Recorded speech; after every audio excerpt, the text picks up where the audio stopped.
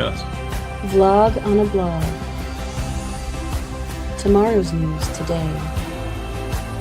Get to the truth.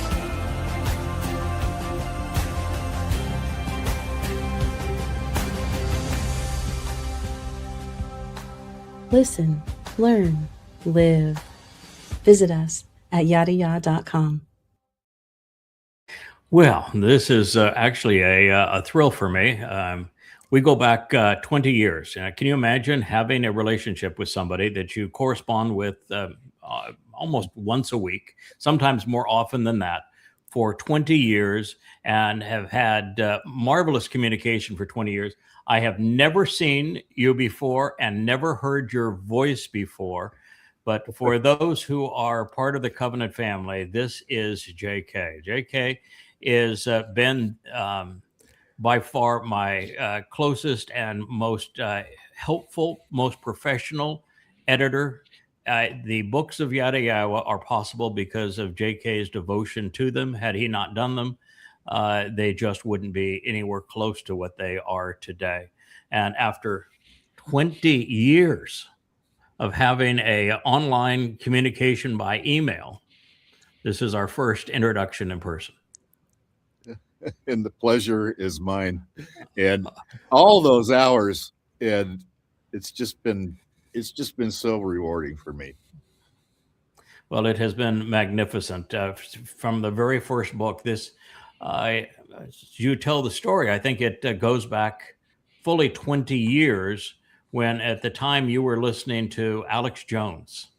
Of all things. Yes. Yes, of all things, Alex Jones. We're all guilty of that. Oh my, yeah. Well, Rich even said he listened to Alex Jones too.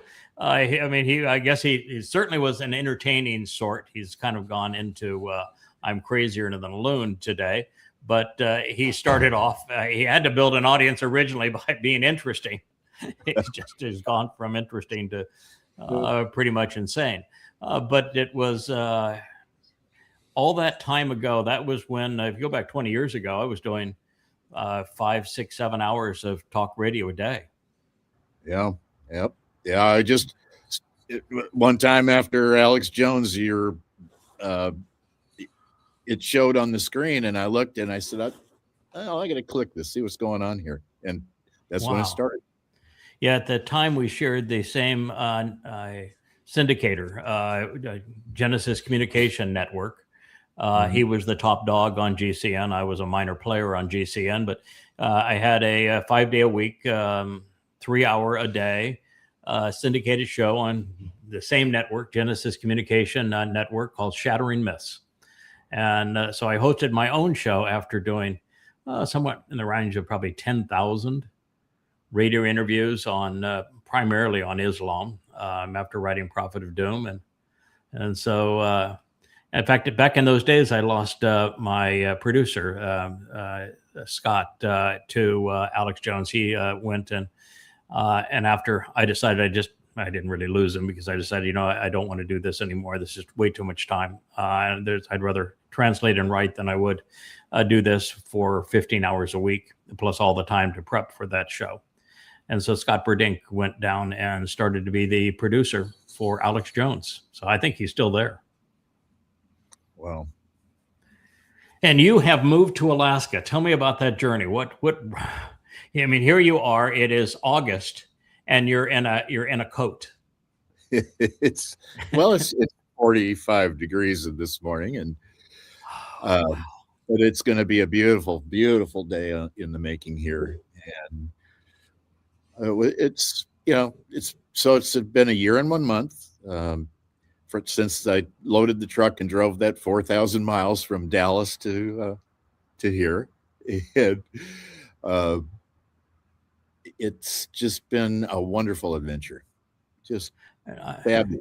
Alaska is one of the most beautiful places on earth. I've been there a number of times. I don't think I could handle the winters there because I'm too much into light. It's just not enough light for me. I've got a house, and if I didn't have any walls and just had windows, I'd be fine with that. So I'm not certain I could handle the winters there. And I'm kind of a warm weather creature. I sort of like getting up and putting on a pair of shorts and flaps or no shoes at all, and that's just not going to work in Alaska. No, it's it's right now. You wake up at 5 a.m. and it's pitch black, and you're going, that just seems like it happened overnight. The doom is descending slowly now into the darkness. Yes, yeah. Yeah, you'll go from it being sunny all day to it being dark all day. Yeah. How far north are you? Are you near Anchorage or not? Call it 45 miles northeast of Anchorage. I have 7 acres on the Kinnick River, downstream about 10, 12 miles from the glacier. Oh my. That's Lazy Mountain is back behind there somewhere. And, okay. We're just ringed with beautiful mountains all around us. It's just the mountains there are gorgeous. The rivers are stunning. Whitewater streams everywhere. The salmon fishing is out of this world. Yeah, I heard you just 23 salmon just a couple of days ago.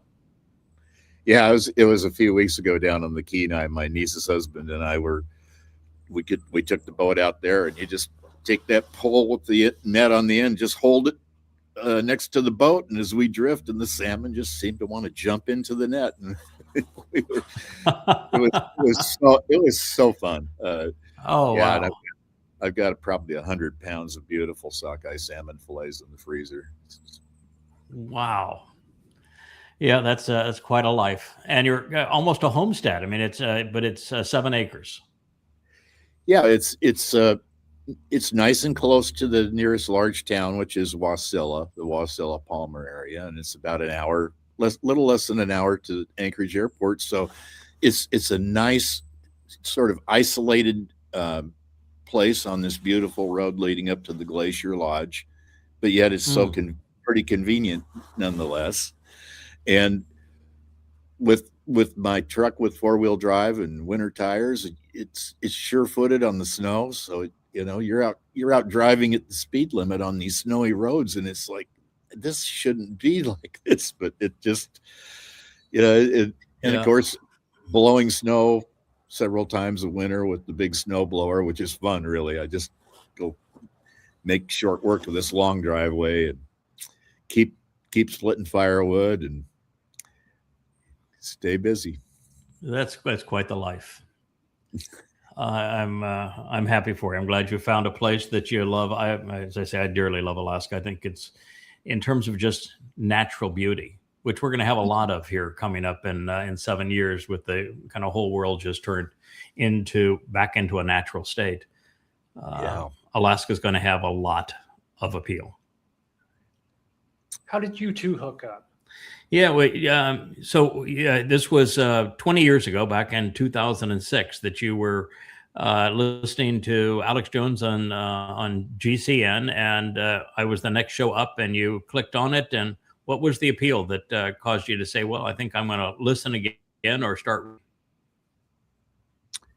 Well, years ago, after my parents pulled us out of parochial Catholic school, and because it was bankrupting the family, and a very spicy conversation with old Father Mulligan, who was about to lose 3 high-paying seats. My mom, I was hearing my mom's end of the conversation, and it was not pretty, and that was the end of her devotion to Catholicism. And that was Mulligan, which is a perfect name for in golf. Of course, that's when you shank a shot and you want a mulligan. That Father Mulligan, his big concern was not your soul; it was his pocketbook. Oh yeah, and so that was a big blow to me, because I knew I was going to hell, because Sister Barbara, my first grade teacher, informed us that only Catholics are going to heaven and everyone else is going to hell. So. Surprise, surprise, newsflash. Not so there, sweetheart. So it was probably in my late 20s or early 20s that I encountered a book called The Two Babylons, which was really yes, sure, yeah. Alexander Hislop, right? Yes, and then Yes. for a spell, I got involved. And that's a tough read. I mean, that's a really tough read, The Two Pretty Babylons, because he wants to make it more of a conspiracy than it really is. I mean, he is correct in finding all of the connections between the old Babylonian, Greek, Roman, and Egyptian religions, and the symbolism and the very edicts of Christianity.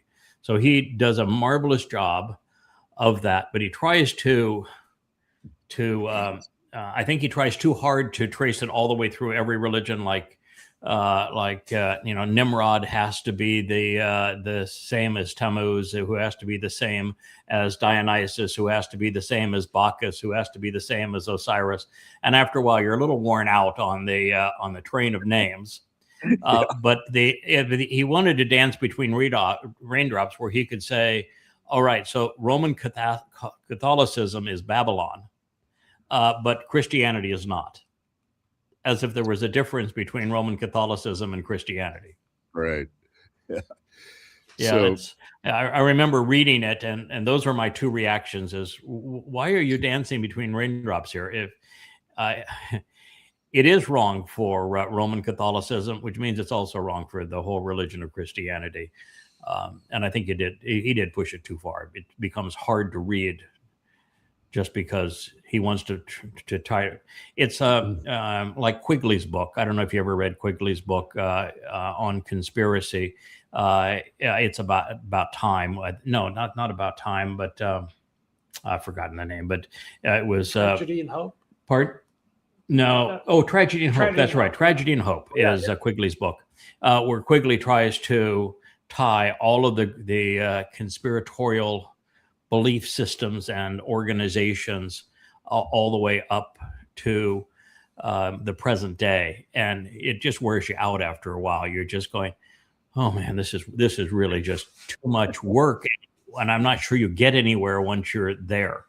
And it was that book, Tragedy and Hope, that finally just wore me down, where I said, there's just no benefit to this conspiratorial approach, because no matter how much you concentrate on it, you just can't get there from here to there without wearing yourself down. Yeah. And if I'm going to get wear down, I got a pretty good attention span. There's no way I'm going to walk somebody through this. No, too many rabbit holes. Too many rabbit holes. Yeah.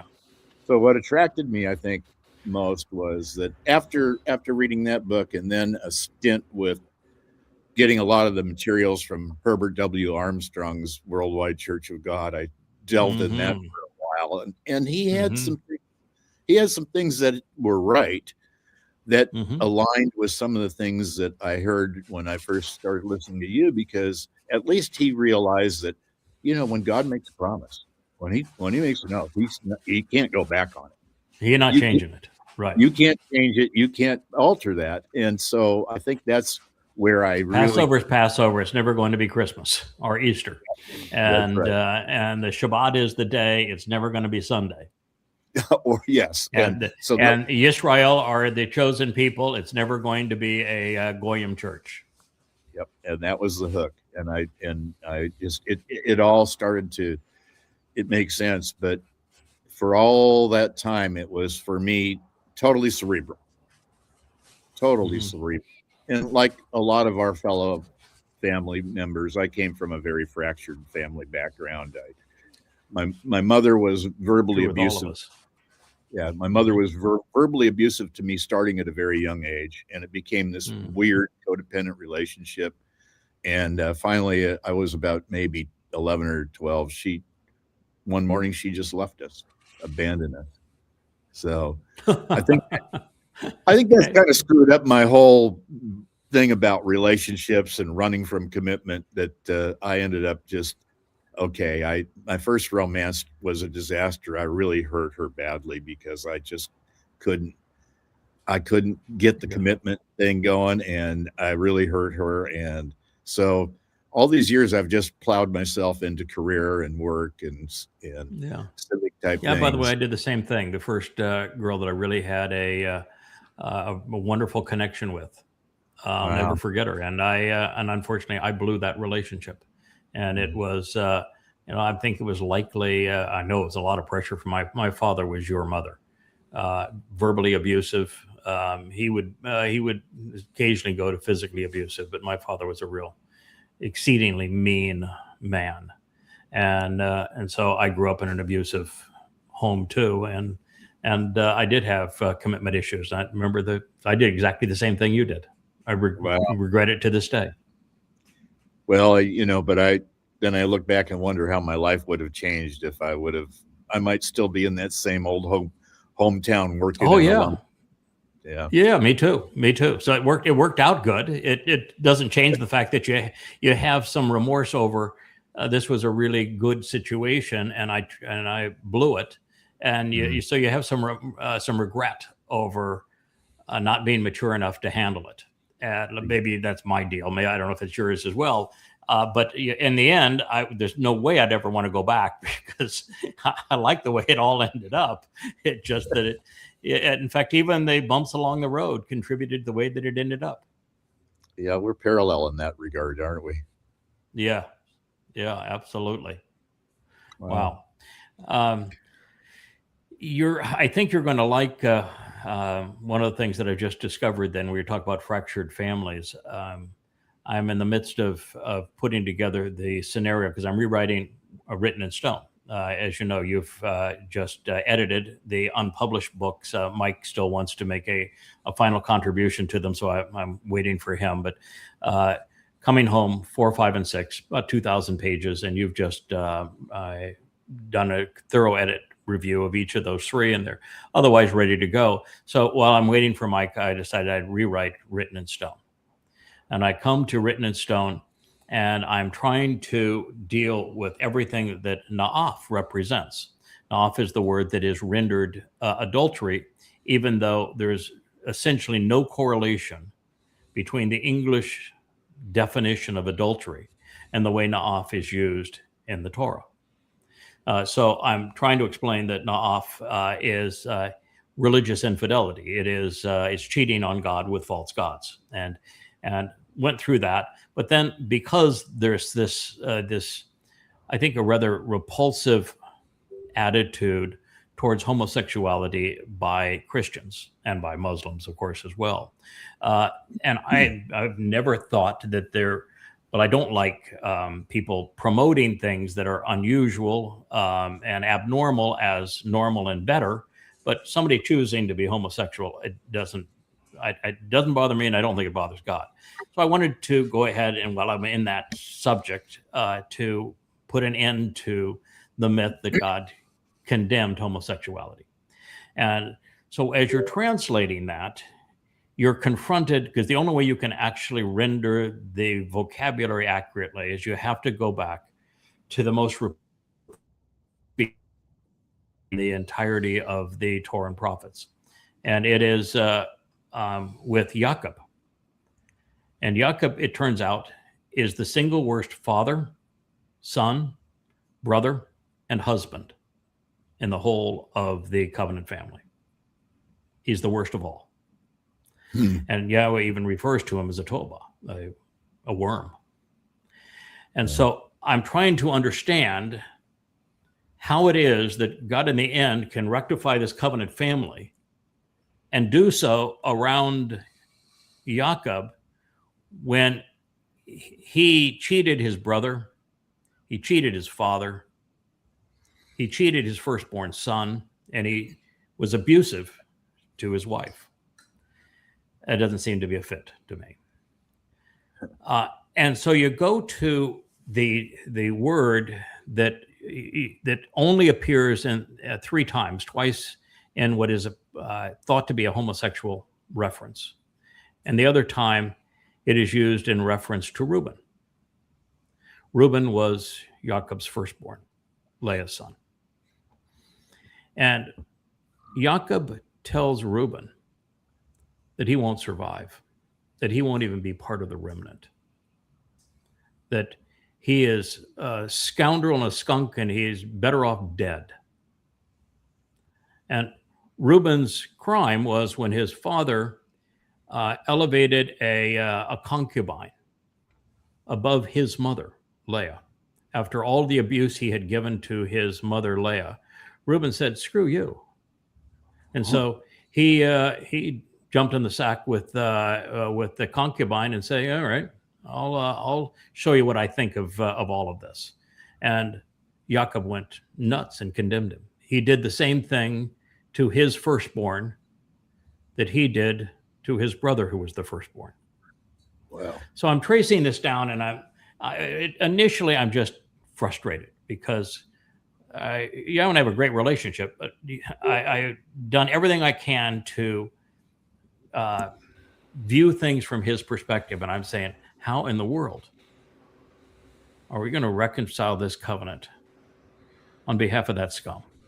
Huh. Jacob is a worm. For damn sure he's a worm. So why are we doing this? He's a horrible person, and he's horrible across the board on everything that matters. And then I see it just like we're talking here. He says, "What do I call you?" I said, "The man from Edom." He said, "Have you put that together? Why in the world in Yeshaya 63 is the man who saves the remnant called the man from Edom?" Because he's replacing the birthright. Right. He's restoring the birthright.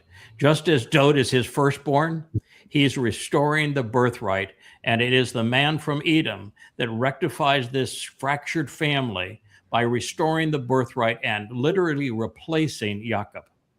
And that's why, and the build up to that chapter, in the 62nd chapter, it actually calls that man from Edom Israel.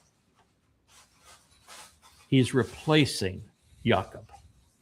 And Jacob is called a toala, which is this worm or maggot. Guess what is thrown on the fire? And then the sacrifice of the Adamah Parah. Mm-hmm. Toala, yeah, the Toala. red worm. Yeah. It's incinerated. Wow. In other words, Jacob is done away with. He's replaced by the actual firstborn. And the family is intact again. How many more of these parallels and these? Oh, it's yeah, getting for an eternity, my friend. I know. Yes, For an eternity, my friend. You know, you mentioned adultery, and I think that's one of the questions I would pose to a Christian. Why don't you go through your Bible and look at every instance where the word adultery occurs? Tell me how many times it's talking about spouses cheating on each other. Right. Mm-hmm. And the answer is almost never. The only place where it could be extrapolated is he uses a man taking another man's wife as an example, but it's only the example to say, yeah, and Israel, you are adulterous with me because you've cheated on false gods. You've cheated with false gods. That's what makes you adulterous, which is why both in Yirmiyah and in Hosea, he says, I'm writing you this letter of divorce. Yep. Yeah, it's but this tie-in with we're going to get rid of this problem of Jacob. He was stunningly deceitful to his father. His mother was stunningly deceitful. He was deceitful with his brother. He was horrible with his firstborn son, and he was an abusive husband. So God said, yeah, I got a remedy for that. I'm coming full circle. Just like we're coming back to the garden, I got a remedy for that. And it took you long enough to figure it out. It's also interesting that Edom is, we know that Abraham was renamed, right? Went from Abram to Abraham. We know that Jacob was renamed, although he retained his old name, and we don't know who actually, under what circumstances, he was given the new name of Yisrael. Yeah. Right? Which is the name that's taken from him at the end. You know who also gets a new name? Esau. Oh. Esau and Edom seems to have some correlation when you say, oh, they both start with an E, but that's not true. Esau is written with the Ain, and it shares no letter in common with Edom, which is his new name. He is renamed Edom.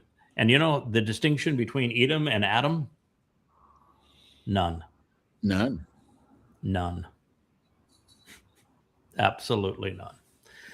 So it's one of just the fun things you can put together, and you see how God's puzzle comes full circle. You sent me a note a matter of weeks ago, where you were reading and editing one of the 3 Coming Home books, and it was the first time where I was now taking a step back, and I'm going to say I want to try to put this for the first time. I'm going to frame the whole story for you, and these are God's players. God's got a mother, he's got a father, he's got a son.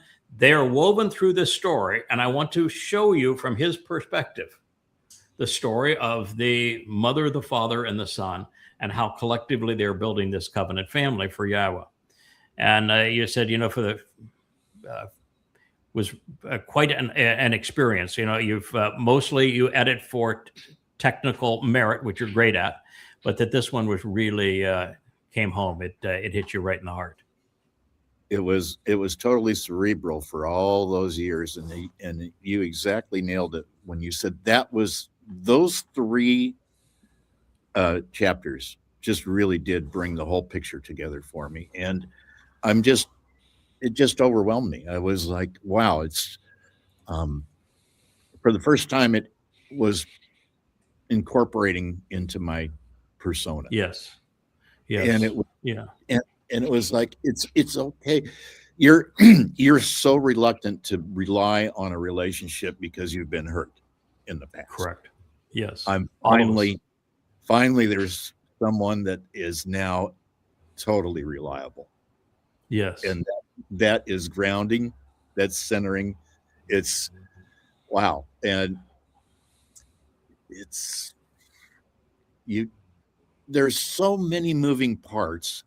It just boggles my mind that in the framework of free will, this will still all work out in the end. Yes. What an amazing thing. Yeah, that's the 2 aspects of this that were revolutionary in our comprehension. It didn't change anything. It just reinforced everything. This realization that God's entire story from beginning to end revolves around a mother, father, and son. And the center of their life is the son. It's the son who's the center, but there's a mother and father to make this son, enable the son to be what he needs to be to serve alongside the creator God of the universe. And so God found souls whose characteristics enabled them to perform that role, a role that he actually at this point could not perform himself and did not want to perform himself, because that would ruin the entire purpose of creation. And was just too far removed from Adam to serve as Adam's father. And yet he wanted Adam to be his son. And so he came up with a way to make that happen that not only enables all free will to remain intact throughout time, but to guarantee that his plan for his beloved son and this covenant desire that he has, to be assured that it's going to play out on that same timeline and deliver exactly the result that he wants, how he wants it, and when he wants it. And he's going to do it through a mother and father and a son to exemplify the very covenant that he's going to create. Tell me that isn't a great story. Oh, it's a beautiful, beautiful story. And to think that we're going to be standing there watching this beautiful ceremony.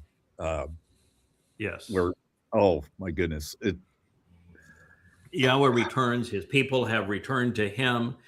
His beloved son comes back. He's as brilliant as the sun. He is Elion, the all things pertaining to God in our presence. He is wed to the most beautiful woman in the world, and this family reunion, homecoming, all takes place on Yom Kippurim. But it's after the final act of sacrificial love, if you will, and support by his father on Teruah. Yeah. Mm-hmm. And maybe even a tougher blow by his mother having to be there to watch it. But that takes place on Teruah. He gets to come back on Kippurim, and then we all return to the garden And there is now a new Israel. Family is no longer fractured, and it's no longer stained by what had happened those 4,000 years ago. You know, I'd like to ask you something. It's Sure. been on my mind. If we're created in His image, Mm-hmm. that would tell me that Yahweh enjoys the same ups and downs and discoveries, and it doesn't seem probable to me that He just one day went boom and created all this universe. If we're in His image, how many thousands of times did He bring this thing together and say, "Oh, that didn't quite work. I have to tweak it." And I mean, I think the first part of what you say is resonates deeply within me, because for Yahweh to have created us in His image, and we are who we are, the best of us anyway, from His perspective. He's not perfect. He doesn't want perfection, and He wants every day to be in a new adventure, which means we need to be different. We need to make every opportunity to learn, and we need to recover from our mistakes. That's why when God said, "I regret creating man," He wanted to recover from that mistake. And He didn't do it alone. And so I think that God is very much like the family He's trying to create. He likes challenges. He likes solving issues. I think He is so elated that His plan of repeating and redeploying these certain souls along the timeline worked out such that it delivered His Son exactly as He wanted him. And not perfect, but in fact, scarred and battled and bruised and mature and having character, because He's gone through all of that. And He's overcome all of that. And He's proven that He had the resolve to overcome all of that. It delivered His Son real and like Him. Now, the second part of it, there are many who are part of the covenant who view what you described, which is that, how many times did God say, that didn't work, let's try this, which almost assumes that this is not the first attempt at a universe. I'm not there. That's a place where I'm just not. And the reason is that I think that when God came up with this plan of, I'm going to find souls that I like and I'm going to reinsert those souls, that He was playing with a royal flush. In fact, he was holding 4 royal flushes in every suit. No matter what happened, He prevailed. There was no chance of not prevailing under that basis, because He knew the people He had chosen were not going to quit. They were never going to give up. They would endure whatever needed to be done to get it done. And that therefore, I don't think I think when He came up with the plan, He knew it would work. And we know that He knows it's going to work very early on, because He gives us the end result. The end result is we prevail. Now, we don't prevail by human standards. We prevail by His standards. We're not going to deliver a large group of people. We're going to deliver the right group of people. We prevail by His standards, not by human standards. So He's already seen that it works out in the end.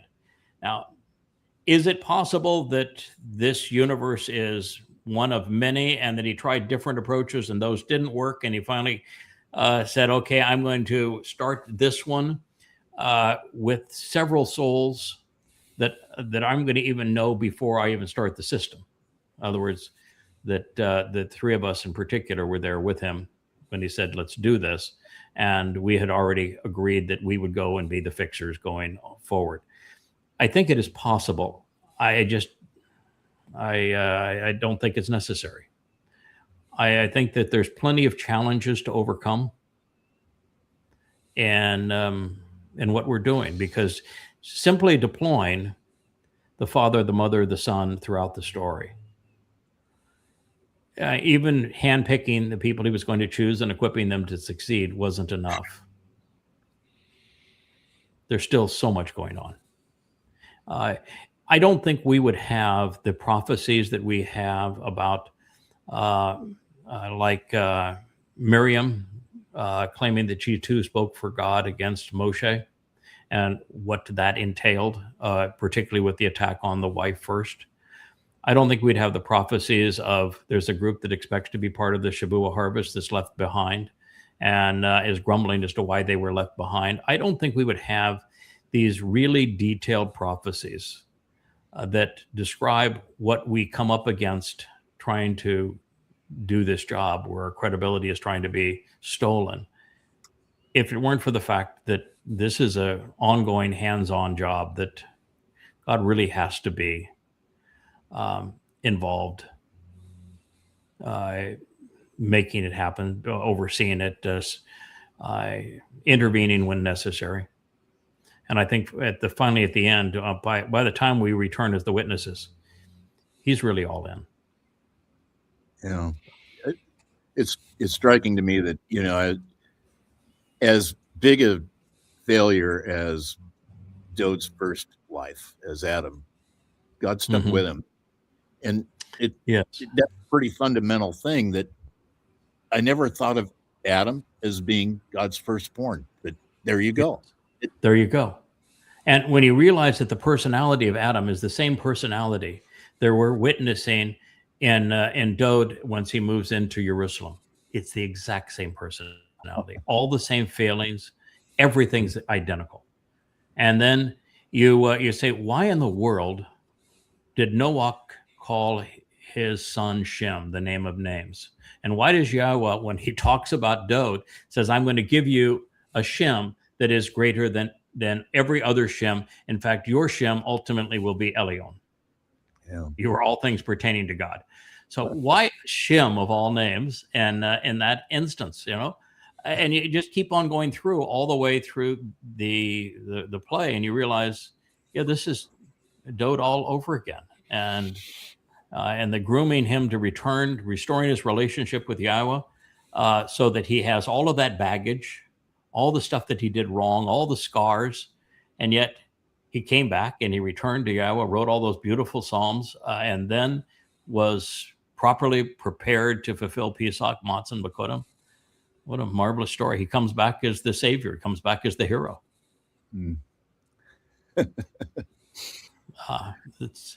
It's easily the most satisfying of all of our discoveries along the way. Isn't the most important, which is we began by reestablishing, we going back 20 years ago, we reestablished Yahweh's name. I mean, that's important. First to do it in 2,500 years. Recognizing that Dod is the one who fulfilled Pesach, Matzah, and Bakodim, and he told us exactly how and when he was going to do so, and that he is the Savior, therefore there could never have been a Jesus, that Jesus is nothing but a counterfeit, and that it is Dod who fulfilled Pesach, Matzah, and Bakodim, and is our Savior, and the Messiah, and the Son of God, and the chosen one. And the returning king was, I keep on calling the greatest discovery pursuant to God of all time. But it is the most satisfying. The most satisfying is initiated in that final word picture in the 31st Mashal on the conversation between his mother and him on saying, you need to come to grips with who you are, son. Yes. And then it's followed up by the 89th Mizmor. And then to see the results of all of that. And then to say, all right, this didn't happen just here. Who are these people really? And then you go back, you study the story of Ruth and Boaz, and you say, oh, that's why his name's on the temple. That's why she says she's the Amma. That's why she says, I'm going to deliver the kinsman redeemer to you. And you read that story, and the whole thing's prophetic. It even talks about the Nakar and the Nakara. And it just, at that point, your heart melts, and it just says, oh my, this has been here the whole time.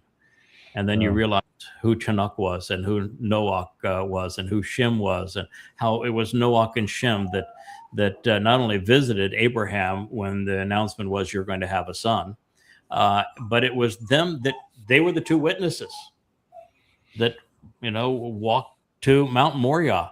And so it was Noach that put his arm around Shem as his son and say, that's you, son. No, and of course Christianity went off the rails way back in Genesis when those are just fruit trees. Just fruit trees. Yeah, that's an apple tree. Yeah, they got it wrong from the get-go. You go. Then you in the midst of all that, you're realizing that the most important prophecy that exists is the first one. Yeah, about the two Maoreth, these two luminaries, the Gadol and the Katan Maoreth. They are the whole story. They're the guys that fulfill the Moedim. And they're the guys that come through the years. They're the very demarcation of time as they're redeployed. They're the heart of this story. And then they're manifest again as those two trees. And it's Dode who fulfills Pesach that opens the door to life, and he is the tree of lives. And then you've got the tree of knowledge. And when the Choder is described, he is called the tree of knowledge. It's everything about the Choder is a tree, including he's called an Etzah Diath. And you go, oh, this was here all the time. How did we miss it? Yeah, 3,000 years that we missed it. There are frequently times when I just feel this incredible sense of empathy for what we've put Yahweh through as human beings. And I mean, God, as he says, I regret creating humanity. When they became many, they became evil all of the time. And yet he didn't give up on the entire human experience. Ultimately, he prevails, but not with many, just with people of his choosing. And, we get to come back to an environment that's very much like you're in there, probably a little warmer, it's going to be beautiful. It's going to bring us full circle back into the garden. Relationship restored. It's going to be 78 degrees every day here. Okay, a little warm. See, 78, we'd freeze to death. I would need your parka if it went to 78 degrees here. I think the coldest I've ever experienced since I've been here in the 9 years, one day it dipped down to 74 degrees. And I thought we were going to freeze. Oh my! Oh, and no more mosquitoes in Alaska. Okay, we're banning mosquitoes from the world. That is an absolute must. I do not like skeeters. They are not my friend, but otherwise, Alaska's a pretty spectacular place, my friend. Boy, it's just such an amazing thing. I had when you sent me the note in the midst of this, because it was apparent that this realization of the family supporting the whole story all the way through just opened my heart. I mean, at that point, they said, "Okay, God, you got me. You own me hook, line, and sinker, or in your case, fishnet." I get it. I get it. This is exactly what we're doing here. We'll get her done. I'm in 100%. But it was so reassuring, so warming, so comforting. And then when you wrote your note, it said, "Oh, well, we've been together a long time." It hit you the same way. Oh yeah, and 3,000 years of darkness. It had to be that way. It just had to be that way. And that we have 6,000. Yeah, that 6,000 years from Yahweh's point of view was a blink of an eye, though. Oh sure. For us, it didn't. I don't think it had a lot of work for us, but blink of an eye. And we've still got 7 years left, and that's going to be challenging, particularly over this next 9-10 months, and then it's going to really be challenging that 1,500 days that we have up to Ruah. That's going to be really, really challenging. And after that, I think it's going to be a breeze. Well, yeah, I think the most ominous thing we're seeing right now is with this emergence of a communism and Islamofascism coming together. Is going to it has the potential to to be so destructive. I think it might make Mao look like Mother Teresa and Lenin like Joan of Arc. I was with you 100% on that until recently, and I'm going to show you the one deviation I have on it. I think I have written many times that the merger of Islam and Muslims and Marxists is the single most damaging thing in human history. Mm-hmm. I have moved on slightly from that, and I'll get to that in a moment. The first time that we see Muslims and Marxists together was Muhammad Hajj, the Grand Mufti of Jerusalem. And he goes to meet Hitler in Berlin in 1941.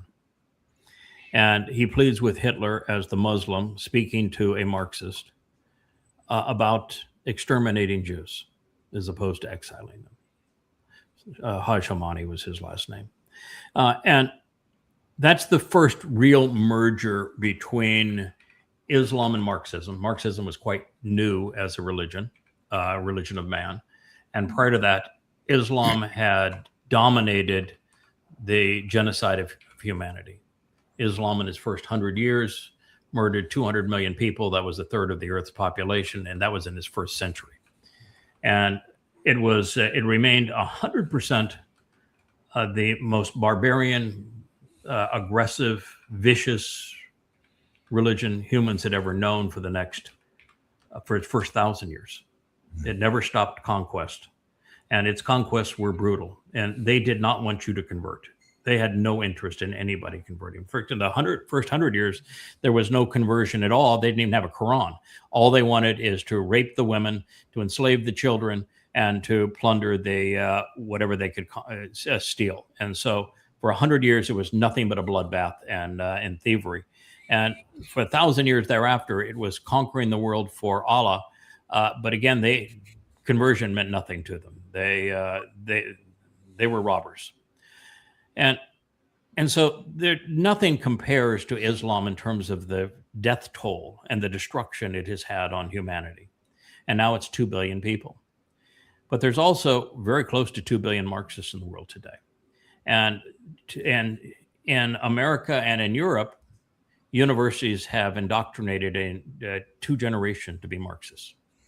And it is a completely failed system. Marxism has never worked. It will never work. And it is disastrous. It robs people of their freedoms, and it robs people of their initiative and their productivity. It destroys economies. There's just nothing worse than Marxism. And if you look at Marxism over the last 100 years, it's the leading cause of death. Nearly 200 million people have died because of Marxism since it was invented 100 years ago. And so the blend between these two is the thing that I said was the single most damaging thing to humanity. And I was close, and I still see it as being very damaging, but I think there is something more damaging still. Trump and the MAGAs. I think when Donald Trump went from being a narcissist and a psychopath to being Satan incarnate, when he was up against it and knew he was going to be imprisoned and bankrupt after losing that last election and then losing every trial, he made a deal with the devil. He became Satan incarnate. He's the person the prophets have spoken of. He's the great betrayer of Israel. He is Rahab. And he is so destructive. He's going to be worse than Mao and Hitler and Stalin combined. Yeah. I actually think that MAGA and Trump, I think, are even more dangerous than the blend between Marxists and Muslims. But the combination of them, there is no hope for humanity. No, going to resolve these problems. No, and I actually arrived at the same conclusion that you did about Donald Trump. In fact, I made a comment quite a while back that I think very, very close to the same time, I think we both came to that same realization that this has got to be the one, because his his personality, his foibles, all of his characteristics are reminiscent of Paul, the kind of ego that Satan loved to work with. He has the perfect ego, the perfect level of irrationality, the sexual perversion, no respect for life.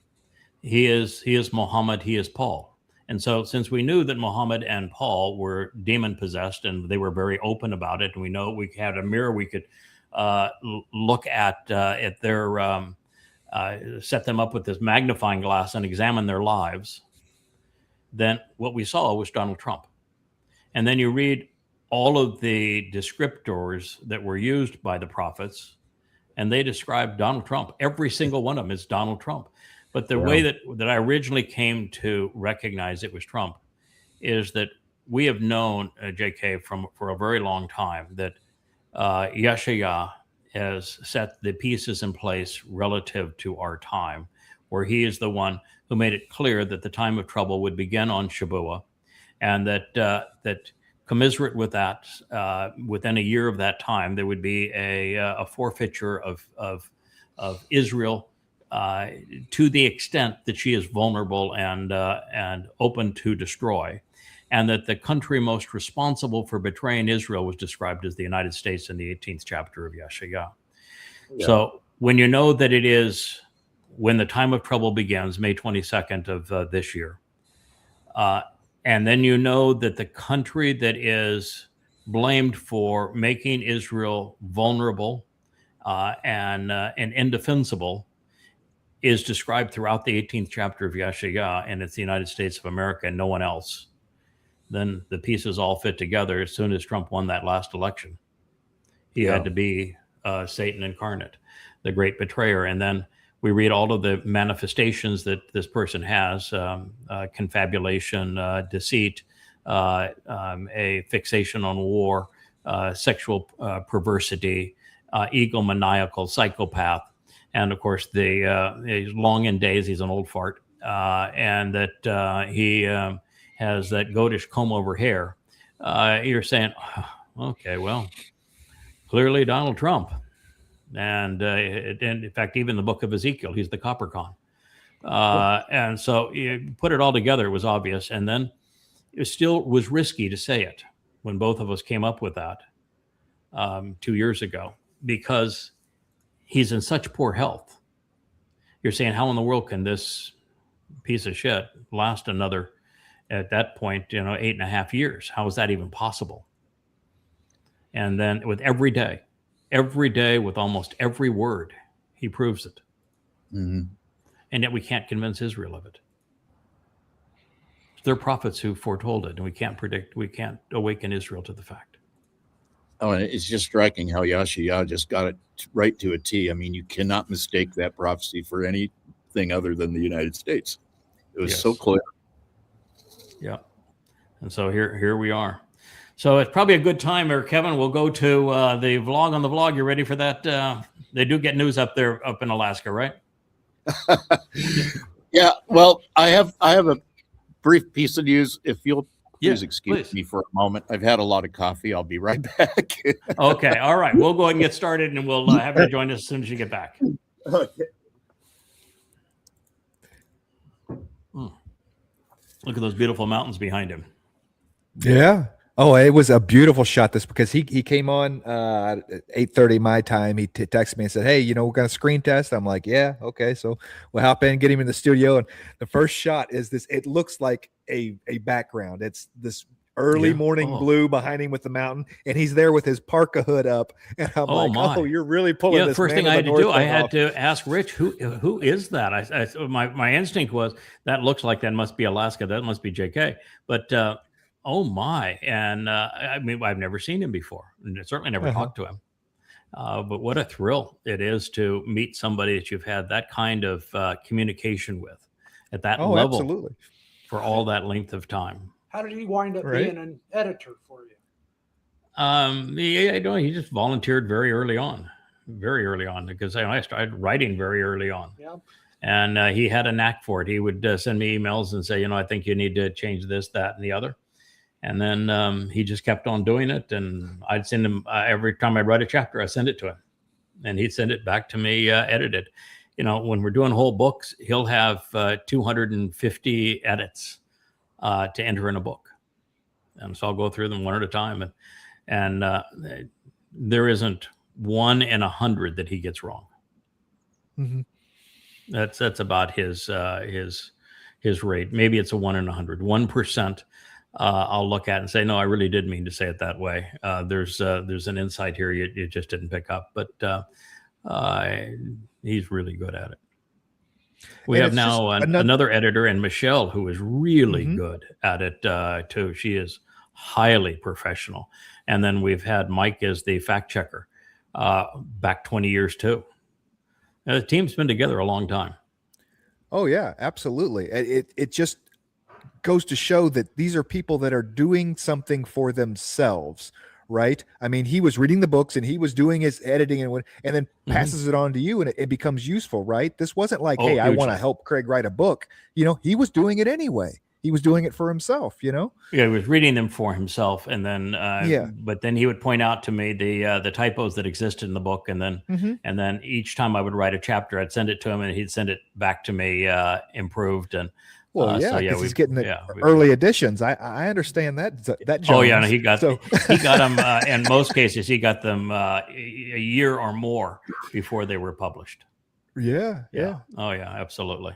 Yeah, it goes back a long time. It's really cool to be able to do this after you think of how much time we have been together and really what we've accomplished over that period of time, and even more how much we have learned. And if either of us had started off where we are now, we'd probably just blow fuses and say, that's way too much. I can't relate to that. It had to come in pieces and over time. Nice to meet you, Craig. Yeah, it's good to meet you too. Yeah. Now that I know where you are, and when you moved away, we saw that beautiful mountain range behind you. We're thinking about coming for a visit. If you could just turn up the temperature just a smidge. Well, think about next summer then. But yeah, that's Lazy Mountain there behind me. Okay, well, that's gorgeous. Now we're not seeing a moose yet. Okay, well, I'm glad you've been keeping your eyes open. Hey, you've sent me photos where you had moose that would come right to your deck there. Oh, that one, I was like, I walked to the edge of the yard, and that moose came charging my direction because something spooked it from behind him. I turned tail and ran all the way to this patio. I'm like, oh my God, he's because they'll come. Yeah, more moose injuries in Alaska, I think, than any other animal, right? I believe. Yeah, I think that's exactly right. And I'm sitting on the patio right here. One evening in the dark, 15 feet away from me, I hear this crunching noise coming down the driveway in the snow, and all of a sudden, 2 giant moose come ambling by here, and look, that gets your heart rate up in a hurry. Oh yeah, they're big. Yeah, they're big, and they don't. They're kind of like bulls in a way. You're not going to intimidate the bull. If that bull thinks you're in the way, the bull's going to run right over you. And the same thing is true with the moose. Well, they're just mean. I mean, I was up here in the early 90s visiting my brother, who lived up here and ran a flying service and then ultimately a helicopter service. And I was looking at helicopters in Alaska. I don't think I would do that. I mean, I have no problem with a bush plane in Alaska, but a helicopter in Alaska, I'm not sure I'd do that. But okay. Well, I've been in a lot of both, and one thing I appreciate about a helicopter is when things go bad, you can stop right on a dime, and an airplane you have to have a place to put it down. Yes. Well, this is true. Yeah. It's just that helicopter without its rotors turning is a rock. Where my airplane, if I have some altitude and I lose an engine, I can glide a very, very long way. When rocks fall out of the sky, the time that it takes to go from maximum terminal velocity to stop is a fraction of a second, and that hurts a lot. That's called a lot of G's.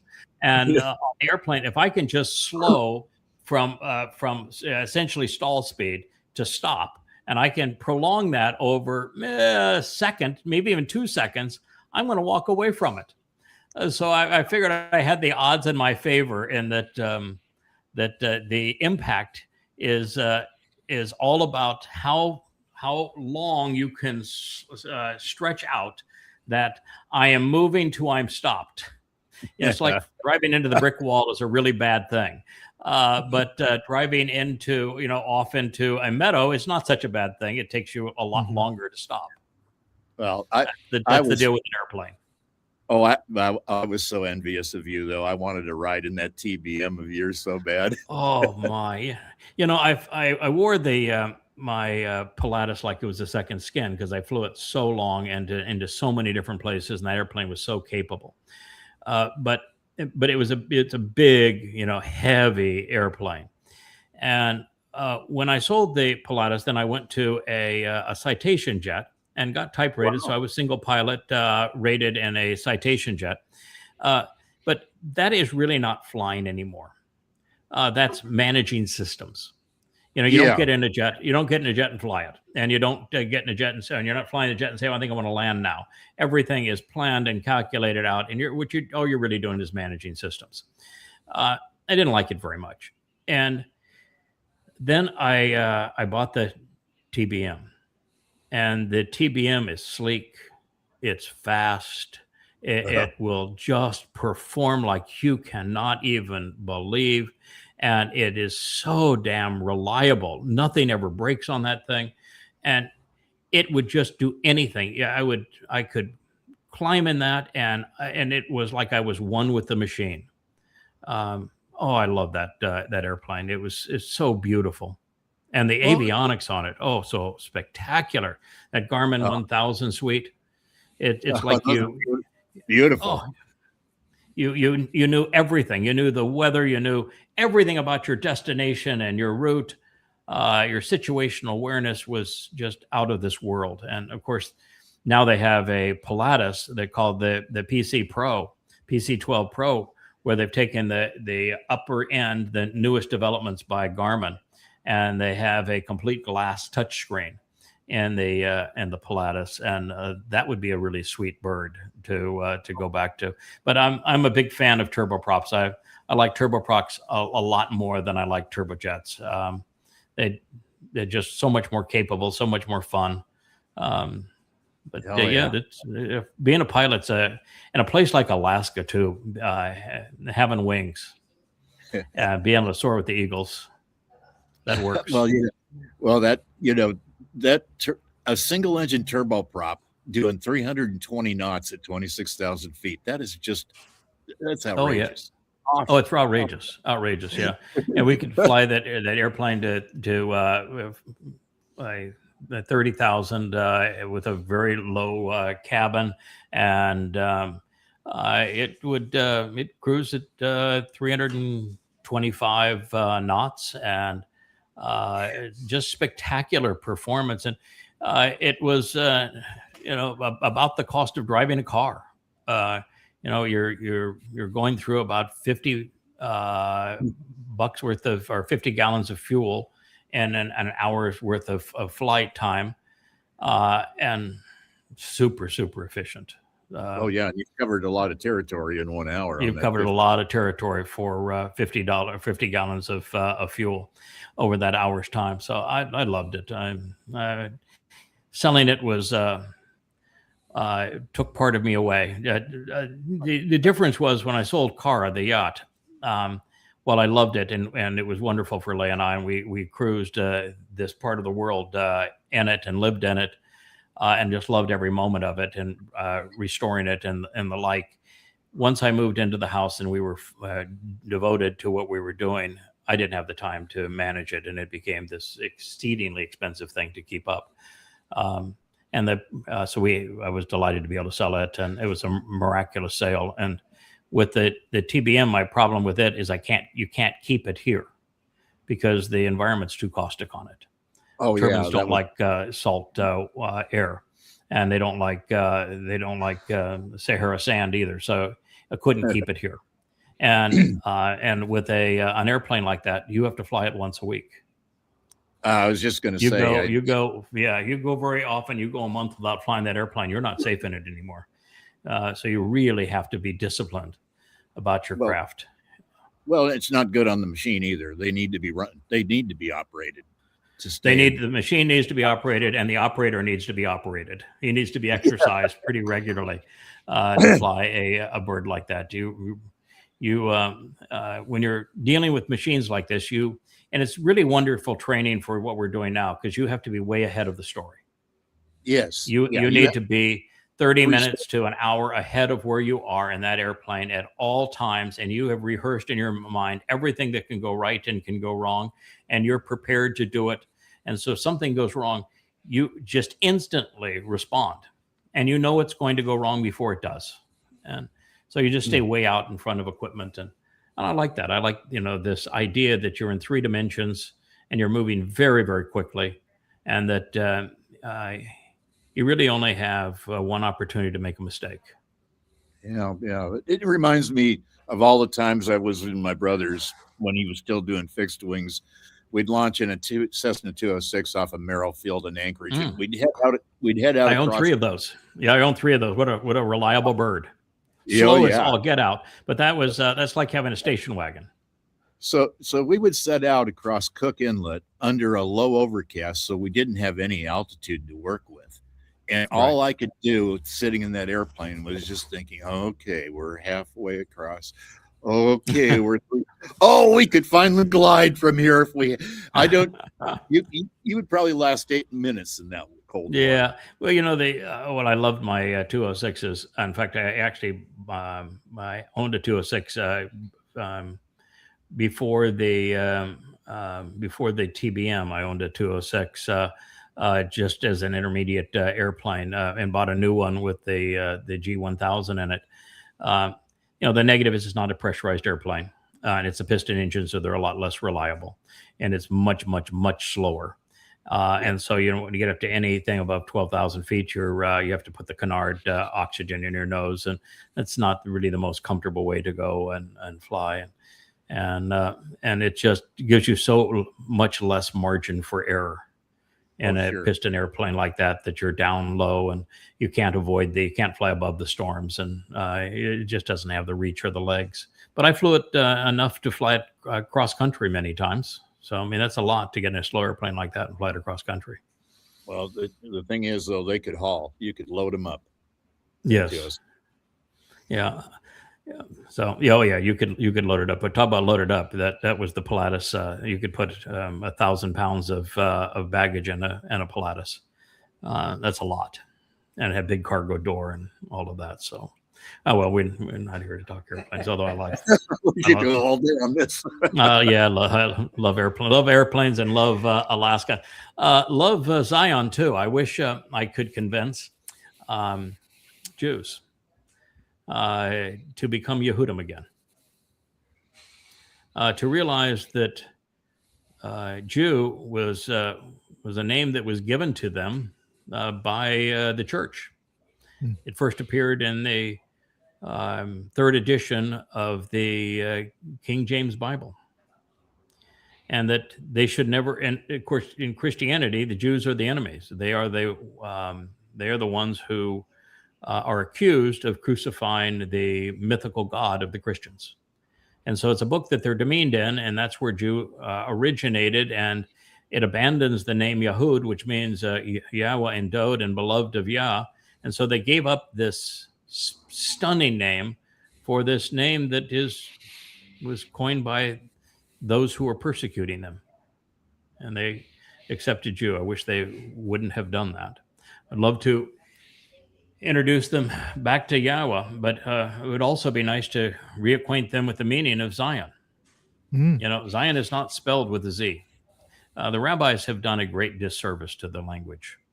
They have cheated Yehudim and Yisrael out of the very message that Yahweh delivered by cheating on their language. It's why Yahowah had to have these now 39 volumes by the time we've finished this current group of them, had to have them written by somebody whose primary language was English, because you can't use modern Hebrew. It's too corrupted by the rabbis. So you have to go back to the original alphabet of the Torah and reconstruct it from there. And one of the first things you find out is that Zion does not begin with a Z. And it has a Wah in it. So they had it. And it's they had TS. They had it totally. They had it totally corrupted by about 500 BCE or so. What was it? Yeah. That by every bit that time, and of course, by the time they wrote the Masoretic text, it got worse. And then,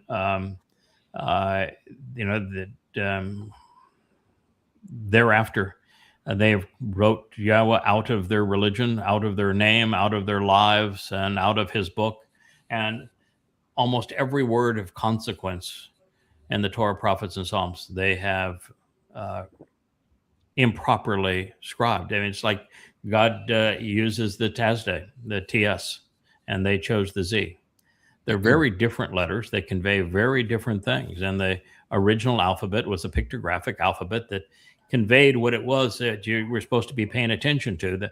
That TS, for example, is a person that's sitting in a prone position, like I would sit here if I was holding a book. And so it's like presenting a person reading. And that's appropriate because Zion means signs posted along the way. The Z is a plow. That means like you want to plow them, plow them under. And so they completely corrupted their own language as they robbed their people of their God and of their land and of everything else. They are the greatest threat. They're the most anti-Zion from God's point of view. People on earth are actually the rabbis.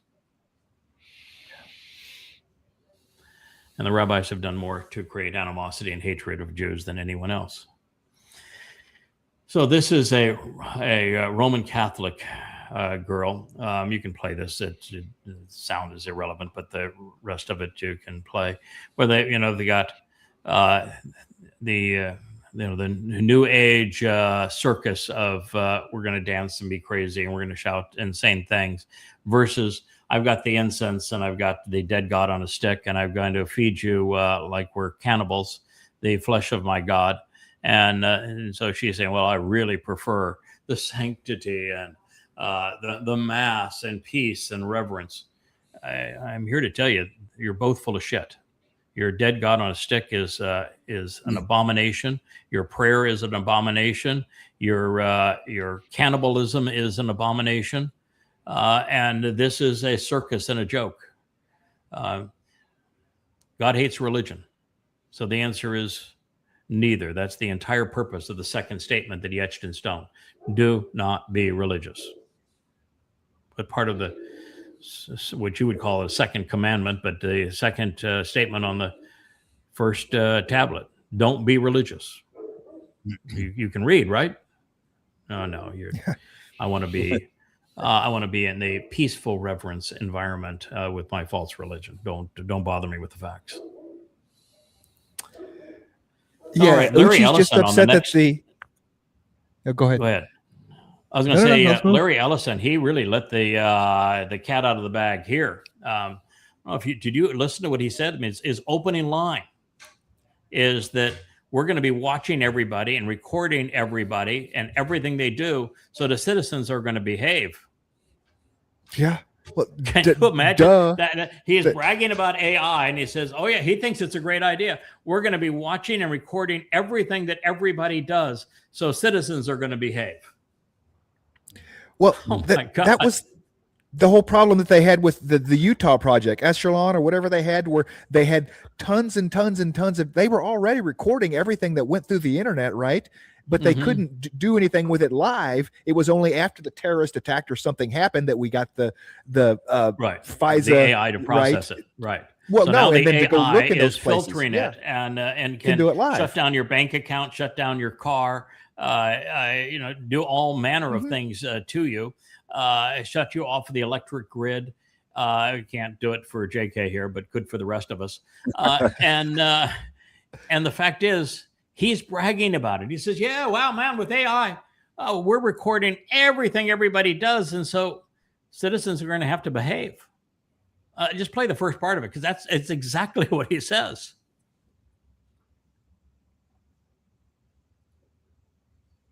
We're not hearing a thing.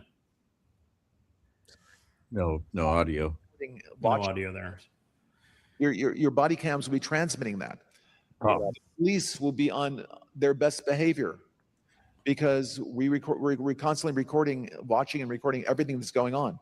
Citizens will be on their best behavior because we're constantly recording and reporting everything that's going on. When you come That's to it. That's enough. So that digital he just said that the purpose of AI is that citizens will be on their best behavior because we'll be recording everything that is going on. So your life is no privacy, no free will. We own you. We control you. And this is one of Trump's closest oligarchs. He's the one that owns CBS. He's turning CBS into Fox 2. He is the gutted 60 Minutes, gutted the editorial staff. He was the one that given the sweetheart deal to buy TikTok so that they have another pro-Trump voice in social media. This is really dangerous. Yeah, welcome to really, digital. really, really dangerous. And that's Larry Ellison. Larry Ellison is the founder of the world's foremost database systems, Oracle. Yeah, welcome that's to really dangerous. That's scary. That's Plantaire level scary. That's Elon Musk. I want to have control of every phone, every internet connection. He's even bragging now that his AI is going to be the primary revenue driver for SpaceX, which means it's going to be deployed collecting all this information too. Digital prison. Yeah, it's interesting that his idea of behavior, I mean, he expects humans to behave much like light, that their behavior changes based upon the observer, right? It doesn't. Right. Yeah, exactly. That light, the two-slit light test, and whether or not light behaves differently. And we know for a fact that light behaves differently if it's being observed. And so what he's saying is that people being watched will behave differently. What he's saying is they'll behave. To behave is what you say to a child. Behave, which means you will do what I tell you to do, that is the context of that verb, behave. Is that citizens will behave because I'm watching them. Your child will behave because you're watching them, which means that if they misbehave, there will be a resulting punishment. Oh, that's definitely the next line. I mean, if you that can't is the next line. Pull that through, then yeah. You don't even have to go to the next line, and this is really screwed up evil. Wow. Good time to be in Alaska. Good time to be in an island in the middle of the Pacific. So here they're saying that in Capernaum, next to a synagogue. Now, if it's next to a synagogue, what in the hell are you claiming that you can have a Christian church if your boys are preaching in a synagogue? But nevertheless, they forget the fact that it was a synagogue. And of course, the Jews can't get over the fact that synagogue isn't even a Hebrew word. So how could you have something that pertains to Yahweh and you're using a Greek word, and then you pretend that Maccabees was to overthrow the Greek influence when in fact it had nothing to do with that at all, because you're even calling your religious building a synagogue, which is a Greek word. This is really embarrassing to Judaism. It's really embarrassing, of course, to Christianity. And they're going to say that Peter, and there was no Peter at the time, that his mother-in-law's house, that Jesus, who never existed, stayed there, a Bible, which doesn't exist either, and it healed Peter's mother-in-law in this dwelling. And you just go, how could you be that desperate? My point is that you don't have a single contemporaneous eyewitness account, and that the closest of your presentations of your four gospels The earliest was written in 75 CE. And this was not by an eyewitness, not by somebody who was even close to being an eyewitness, and written under Paul's influence. And the second one copied him and wrote around 80 CE. And the next two were written around 100 CE. And could not have been by eyewitnesses. They couldn't have lived that long. So you've got nothing, and you have no independent correlation of any of this. And you've got a book that you call a Bible, which is based on the Hebrew Babel, which means to confuse and confound by intermixing. It's so pathetic, so desperate. There are several posts here that I posted that, Dolly Parton, sweet soul. I mean, how could you not like Dolly Parton? She's a nice lady. She did wonderful things for kids, and her literacy program was just marvelous, and a sweet personality. But they're all presenting her as in heaven, and you want to say, no, that is one of the great crimes ever perpetrated on humanity. Christianity robbed this sweet lady of her soul, and they lied to her. And so here is a genuinely nice person that was deprived of her soul because of the lies of Christianity. And of course, the Christians have a absolute conniption fit. One who said back, you're delusional and stupid. Oh, okay, well, why don't you read the 5 volumes of Christianity and you get back to me, pal. Right. I know your religion a billion times better than you know your religion. And if you read those books, you're going to know that I know your religion infinitely better than you know your religion, and that what I'm saying is actually true. Another person said, because I said again, what a really, really nice person, but robbed of her soul. And then she wrote back, can't you say something nice? If you don't have something nice to say, well, I did have something nice. She's a very nice she's person. a nice person. And I told you the truth. And the truth is nice, that because I don't want it to happen to other people, that they are also fooled by this stupid religion. Yes. The goal, the metric is Sadak, not Tob. Okay. So here, the metric here's is the thing Sadak. that's so amazing here is that they're claiming that this is the most miraculous thing that ever happened. God himself became a man. And that all of this played out right here, and yet there's not a single scratch in a stone, not a single word to record any of it. I mean, how in the world are you going to believe this story of God himself entered the world as a person and preached all of this stuff, and there's not a single word scribed, not a chisel stone on a rock, nothing for the next 40 years. And when we finally find something that's over in Alexandria, Egypt, and it's written in Greek. What in the world are you believing? Why would you believe such nonsense? And yet you have the prophets of Yahweh, and they wrote everything down at that instant. And, one of the things that just is so obvious is that when you're repeating conversations and passing them on orally, they don't remain accurate for 15 minutes, much less a day, much less a week, much less a month, much less a year, much less 40 years or 60 years. Utter nonsense, all of it. Shows humans will believe anything. They will believe anything. The faithful will believe anything, and evidence and reason mean nothing to them. So, if you could say a few words to Benjamin Netanyahu, what would you say? I'm sending you to hell for destroying Israel. How about that? I'm sending you to hell for destroying Israel, and I will. You can count on it. You betrayed your people for your own ego. You isolated your people. You fell asleep on 10/7 of 23, and you responded doing the absolute worst things you possibly could have done, all for your own ego. And then you attacked Iran not once but twice in a war that can never be ended. Well, not until we end it on Teruah of 33, but that has nothing to do with you.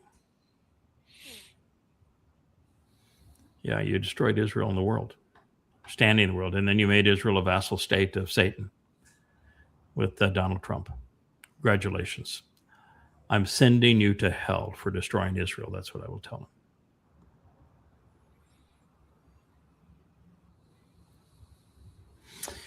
So here is the Quran 3:54 and 8:30. Allah is the best of deceivers. It says that. No. It's actually Allahu, Allahi, Allah is the best of deceivers, and that's a far cry from Allah. It means the for him is a accurate translation of that. Allah's name doesn't actually appear anywhere in the Quran. And Revelation 12:9, Satan is the deceiver of the whole world. Both are one's right and one's wrong, and it's kind of interesting here that Allah is the best of deceivers. That is, while the Quran's false, that is a true statement. So you can have true statements in a false book. If you didn't have some true statements in a false book, the book wouldn't be misleading, would it? Mm-hmm. Because no one would believe it if it was just all lies. So there are, babble means to commingle truth and lies. So it is true that Allah is the best of deceiver. It is also true that the Quran is a book filled with lies. As for Revelation is an untrue book, and Satan is the deceiver of the whole world is also untrue. While Satan is deceptive, his influence is really quite limited. He's not omnipresent, and he actually deals with very few people. And so it's mostly man who is the deceptive force of the world, not Satan. So you're giving Satan way, way too much credit.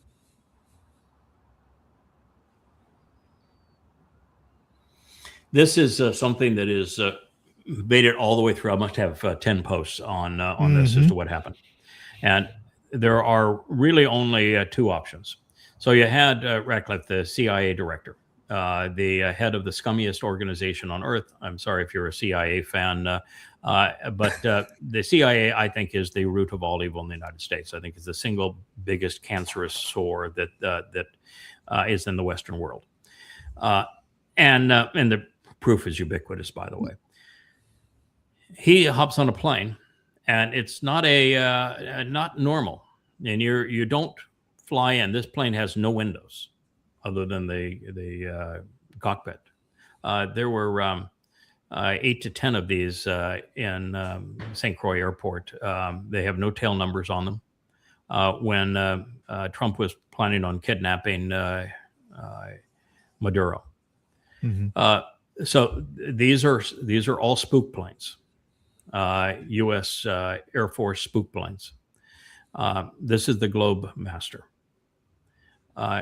This is not a airplane that any human being is going to say, good, fly me into Moscow. I think I want to fly in a Globe Master. And that's a cargo plane that moves war equipment. So the very fact that that's the airplane tells you there's something really strange going on. The fact that after all these 5 or 6 meetings between the real estate developer and the golf buddy, Kirshner and Witkoff, that they're not sent and they're not even on the ride. I'm sending the head of the CIA in to meet with Russia tells you a lot. Now, Trump didn't bother to say, this is why I'm sending him. So I think there's only 2 explanations as to why he went, and you can pick which one you think is true.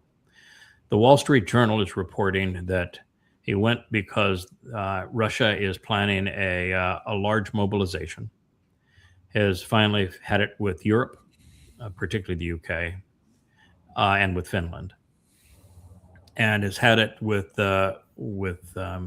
Ukraine, and they're just done with the whole thing. And the mobilization is to overwhelm the Ukraine while also holding Finland and the UK accountable for killing Russians.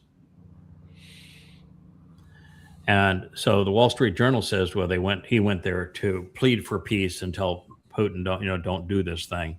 And even though the new prime minister of the UK just announced, yes, we did send Mhm. that Storm Shadow missile into Russia. We gave the coordinates. We provided them. We gave them the plans to build more of them. Yeah, we're all over this. That okay? Just because he said that doesn't mean you need to go and bomb the UK. So that's the Wall Street Journal's point of view, that is trying to de-escalate what is an escalating situation in Ukraine. I don't buy it. No. I don't buy it for several reasons. One is that Trump's bored to all over the Ukraine. He has no interest at all in the Ukraine. Is not on his radar, because Americans are fixated on Iran and the destruction of the Iran war, and the midterms are approaching, and all he cares about is the Iran war. He is not interested. In fact, he even said the Ukraine war is not our deal. We have this big ocean between us. So he's not interested, didn't care. And he certainly doesn't care about the UK. And he knows that the likelihood of influencing Putin to stop a war that America started is zero. And that there will be no diplomacy here because, well, nobody can be trusted on the European side and the American side. So I think the odds of that are really slim. I think that might be a cover story, but I don't think it's possible. So what do you think it might be, JK? Why would he go if it's not because of the buildup for this next phase of this war, which, by the way, I think is also problematic, because you don't start a major campaign in the third week of August in a country whereby mid-September winter is beginning to set in, and there's no mobility in that country. And in 4 weeks, there will be no mobility in Ukraine. It will be nothing but a marshy swamp, cold marshy swamp.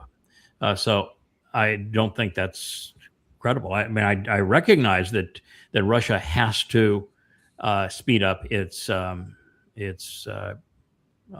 attempt to seal off the ethnic oblasts, ethnic Russian oblasts. I know they're going to probably go to the Dnieper River, and they'll take Odessa. I think that's relatively certain, and that they have sealed off all access to the country, so Ukraine can't send things out and can't bring things in. And I know they want to teach Europe a lesson, but there's only so much that any nation can do at one time. You get overextended and you fail at everything. And so, it's one thing I'm pushing westward to the Dnieper River and making progress in that regard. I'm making progress on taking Odessa. I'm making progress at isolating Ukraine from resupply.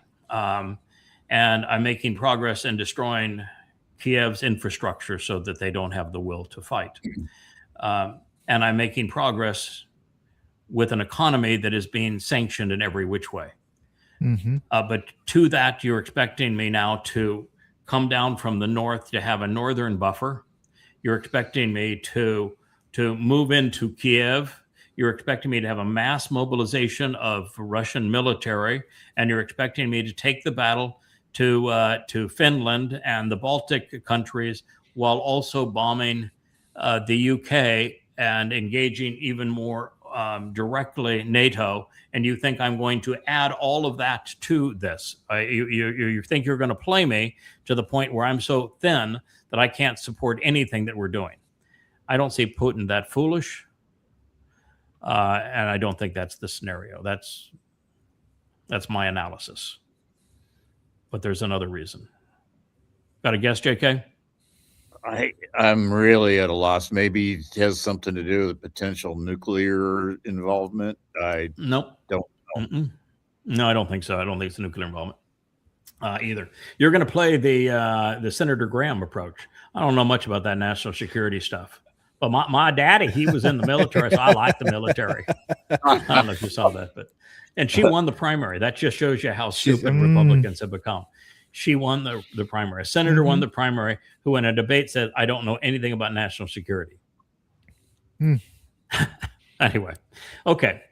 What happened the day before he left? What happened the day before Ratcliffe, the CIA, was dispatched to Russia?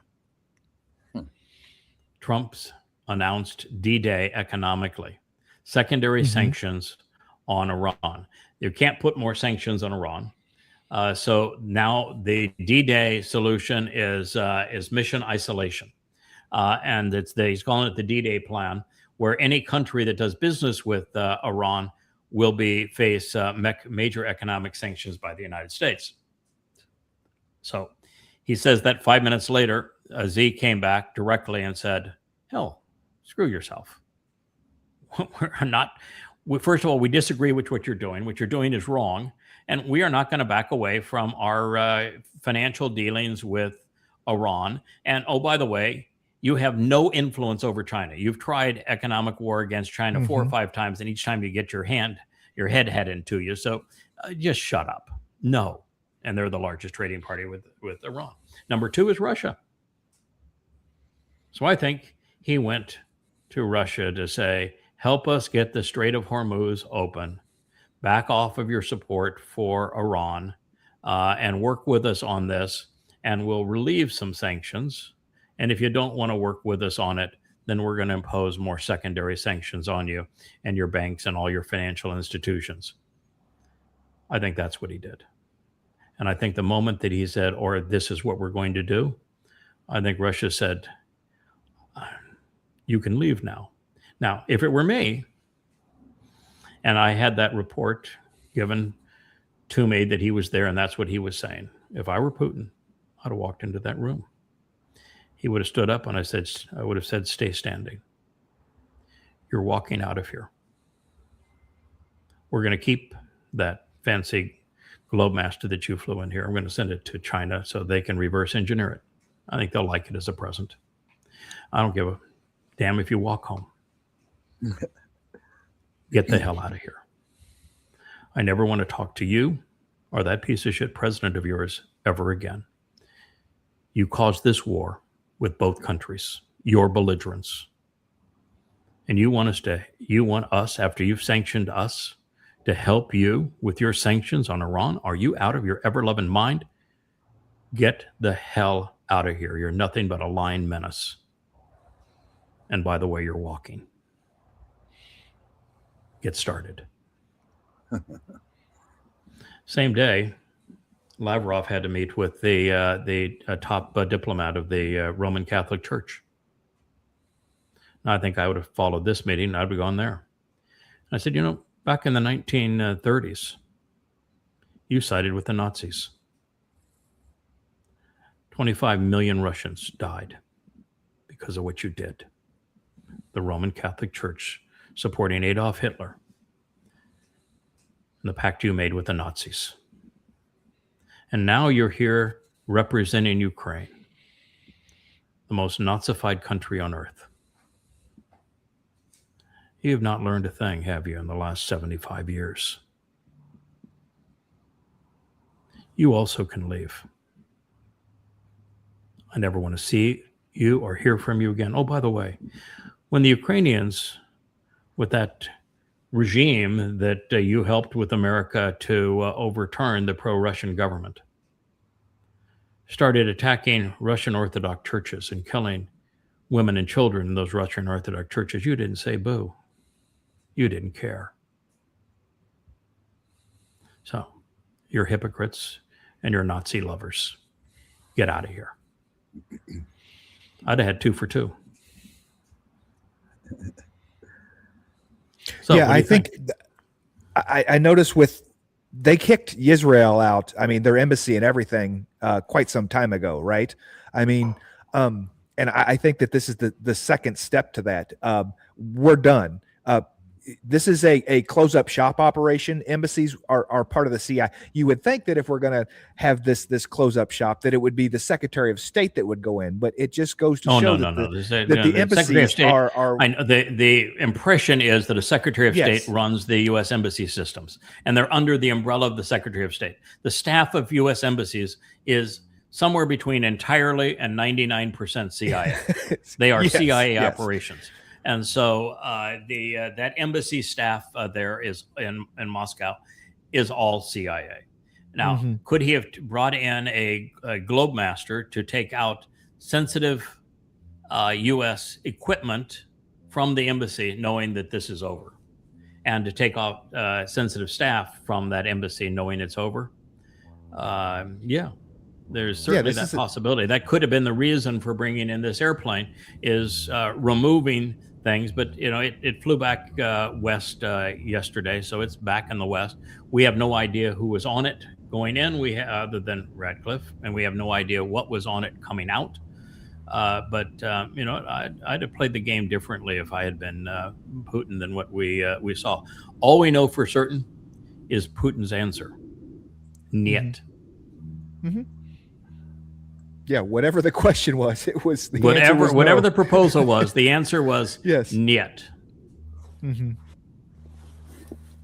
So what do you think? I think that Trump is so bored with the Ukrainian war that he wants nothing to do with it. He wouldn't care whether they attacked Europe or NATO or anything else. He would say, "I told you so," and he'd be delighted. More killing, more war. This is great. It's not my war, not my pony, and my political fortunes on the midterms are not based on it. I need out. I need an out on the Iranian war, and there doesn't seem to be an out. So I'm going to see if I can convince my buddy Putin to play my secondary sanctions game against Iran and get that Strait of Hormuz open, and that's the only option that makes any sense. I think the Wall Street Journal is just flat out wrong, and I think the Wall Street Journal didn't get it wrong because they were speculating. They got it wrong because they were played. Mm-hmm. The difference between those two. That means that they were fed. The CIA plays this game such that the CIA was told to be a witness, to be a person in the room that could be used anonymously to say this was the purpose, a source to claim this was the purpose under anonymity, strictly to mislead the Washington Post, because it's embarrassing for Trump to go there and beg Russia to capitulate on the plan that has continued to fail in Iran. So to say that I went there on a peace mission makes Trump look like, oh, I'm a peacemaker. Yeah, man, another Nobel Prize. So that's why they planted that story, when in fact the real story is begging for a way out on Iran, and that's embarrassing for Trump. So they planted the other story, and that's the story that the Wall Street Journal ran with. Well, we'll get to another one down lower, but U.S. closed its embassy, removed the flag from its embassy in Ukraine, did it not? I mean, I don't know if it was from the Ukraine or from, I think it was the Moscow embassy. Okay. I think that's where so, they removed their flag. Okay, so if it was the flag coming down at the Moscow University, shops closed. Everybody go home. We need to get the hell out. I mean, well, it's possible, and it's possible that listen, Europe has made it inevitable, and so has the United States, that Putin has no choice but to escalate. He must escalate to save Russia. So it's his long-term strategy of go slow and try to maintain a relationship with Europe so you can do business afterwards. That has been rendered impossible. He wanted to outlast the idiots, but they replaced one idiot with a new idiot. So the Starmer replacement is worse than Starmer. And so he now knows that I can't outlast them. Therefore, the original strategy, while sane, it won't work. And so part of growing up, you got to man up sometimes. My plan didn't work. I need a new plan. And the new plan means I need to escalate this and end this war. The only question becomes, how much can Russia, with its economy and its military, escalate the war without overstretching its capability? I am certain that Russia will take Finland eventually. They're going to reclaim access to their Baltic Sea port, which is along the Lithuania and Poland border. They will take those things, and they will deservedly so. the rhetoric coming out of Finland and Poland is so anti-Russia and so belligerent that rightfully so, and they will take them. And they don't want Kiev, but the Dnieper River is a decent place for them to stop. So I see that. They want Odessa, and I see them taking that. But you destroy what is the ability of Ukraine to battle. What do you think Europe's going to do? I mean, Europe has no way to project a force. You can never send a military from Europe into Russia. Mm-hmm. Ain't gonna happen. So now what? And they can't go toe to toe with Russia in terms of missiles and drones. So now what? Well, that's Putin's point, is he just needs to help them to realize that they can't go toe to toe. And so it's going to take, I mean, everybody's got a plan till they got punched in the face, right? That famous Mike Tyson quote, right? And that's what's going to happen, that we're going to knock over some pieces in France and Brussels and the UK, the important places, the places that you guys think are where it hits home now, you know, and then we're going to back off and see what you do and be like, are we done here? I think that he could attack the Storm Shadow manufacturing facilities in the UK. He could sink one of the two UK aircraft carriers. There's things he could do that would be proper escalation for or proper response for what the UK has done. I just don't think that it's Putin's style. I think Putin's plays his cards close to his chest, and he does not overextend.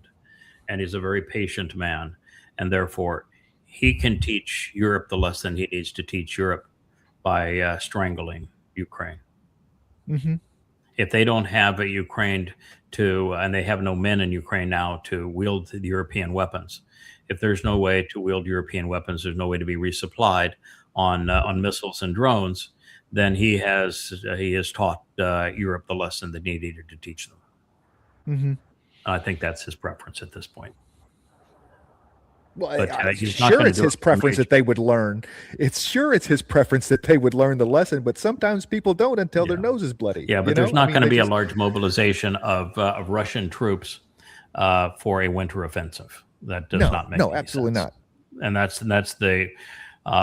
that is what is being reported by a lot of people, that the Russians were involved in a major mobilization, which wouldn't make any sense either, because they've gone from having a military of 300,000 to 400,000 people to a military size in the 2 million size, so they don't need a mobilization, and you would never mobilize for a winter campaign. You know, Napoleon is the pretty much screwed the pooch on that one. You don't, and so did Adolf Hitler. You don't that part of the world. You do not do winter campaigns. Yes. I saw a piece recently where the drone industry is becoming quite a homegrown thing in Ukraine. It is lots of in drone homes. They're building them in average homes. You know, the civilian deaths in Ukraine are the lowest in the history of warfare. Wow. So Putin has done a masterful job of destroying manufacturing and distribution facilities and energy facilities without killing a lot of people. It's the lowest civilian casualty rate in modern warfare. But of course, the Ukrainians are doing everything they can to thwart that. It's like the Muslims in Gaza using children as human shields. And when you're making drones in homes, and you're having women and children make the drones in homes, it puts civilians in the line of fire. And I don't think Putin's going to go for that. I just think that's not his style. I think he will, you know, you're not going to make a drone and send it out if you have no electricity.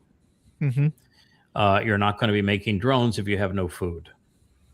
You're not going to be making drones if you've got no distribution facilities to bring in the parts. And if you got no way to distribute them to the front line, what good are they? And if you have no troops to deploy on the front line, what good are they? So he has other ways of dealing with it, and I think that's what he's trying to do. But by the way, was that visit by Lindsey Graham to the drone factory that got destroyed by the Russians hours after he left, was that a message? Yes. Yeah, that was quite a message. Yes. We know where you are. We know what you're doing. We could have killed you, and we probably should have killed you. But as a present to you, we didn't. But he died that night. He flew out and died that night. Yeah, here we are for the time for the UK to come to the rescue. And I want to pretend that this is really a warship. It has everything but airplanes. There it again. Say, and by the way, it's being pulled here. You know why it's being pulled there and why it's not moving there?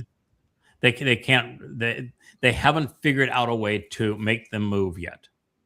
The whole interface with the prop shafts and propellers and gearing systems, they don't work on their aircraft carrier. So they can deploy it for like 15 minutes, and then you have to tug it someplace. They're sitting ducks because their propulsion systems don't work on their two aircraft carriers. The second thing is a problem with their aircraft carriers is they don't have early warning radar systems, or they don't have defensive systems for missile and drone attacks. They are, in other words, they're just a floating coffin. And then the third problem is that the UK is so bankrupt that it can't afford to buy a significant number of the F-35s, and they have to buy the Bs because the F-35C won't work on those aircraft carriers. The runway is not long enough. They don't have the right kind of catapult, and they can't even take them off on those airplanes because the exhaust heat out of an F-35 would melt the aircraft carrier. So they typically they have 3, 4, 5 F-35Bs. Those are the vertical takeoff. The problem with the vertical takeoff is the maintenance hours per flight hour is like 50 to 1. So you can't afford to fly them. And then when you and it's a terrible airplane to have on the ocean because its coatings deteriorate, and that's a huge the stealth coatings, they deteriorate in that environment, and they have to be kept up for the airplane to be functional. But when you use the vertical takeoff, then they have no range.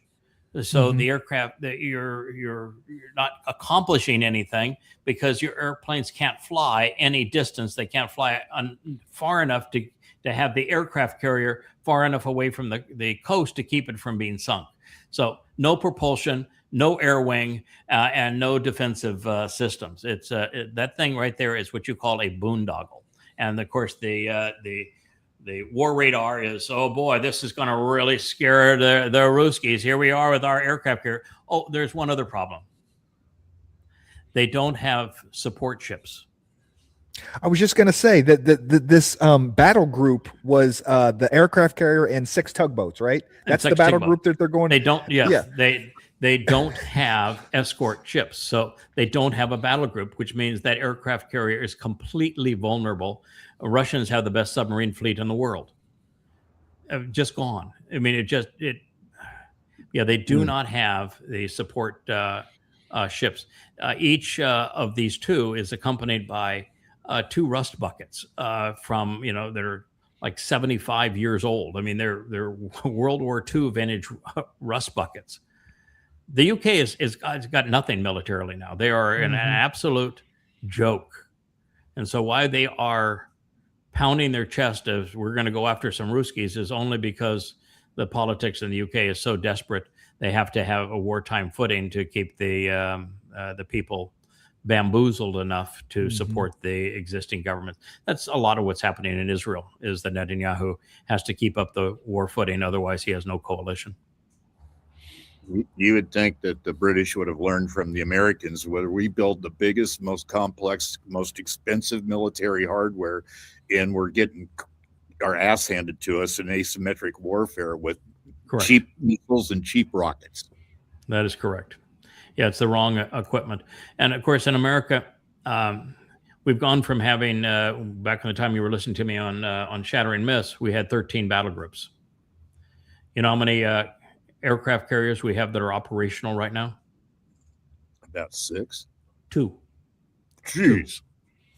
And both are in the Arabian Sea. We have 2 operational aircraft carriers right now. Everyone else is either in dock or in dry dock, or on the way to dry dock or being decommissioned. We have 2 operational aircraft carriers.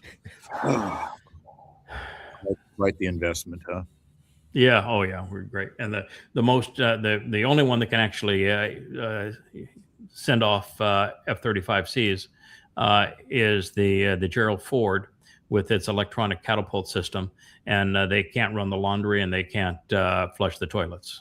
So it's going to be years before that thing is redeployed. Yeah, I went through every single one of them, and we have 2. Yay, America. This is something I've talked about tangentially. I've never just been this specific on it. But after World War I, the Brits and the French, but particularly under British influence, they drew lines in the sand to divide up and control the Middle East.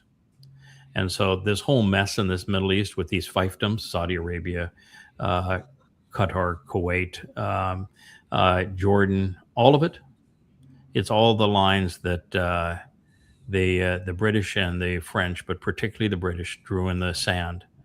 And they created the mess that is Jordan, the mess that is Syria, the mess that is Saudi Arabia and UAE and all of these fiefdoms. And it was theirs to make them dysfunctional states because they wanted to control the resources. They are really, really, really evil, maniacal people. And it's all coming back home. They wanted to play God, and so now it's off to hell. I was shocked by the Balfour, the boundaries they drew for Israel. Yeah. How carved out, cut up, and jagged, and oh, I know. Terrible. Just to make certain that it would fail. They are that conniving and that maniacal. And of course, they've maintained the ethnic slur of Palestine from Hadrian.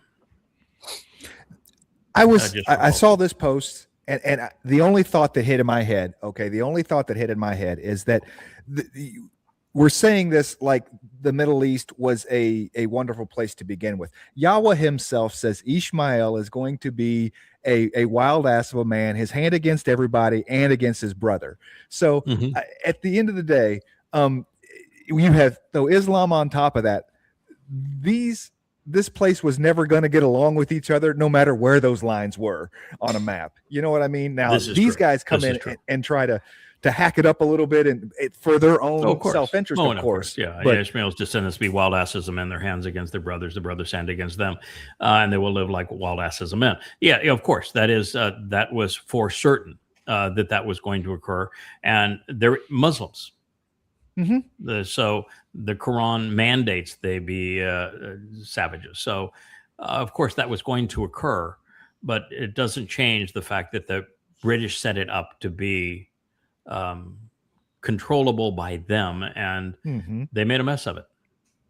Oh, yeah. And they lost.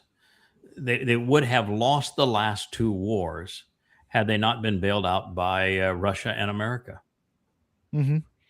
Otherwise, they're done.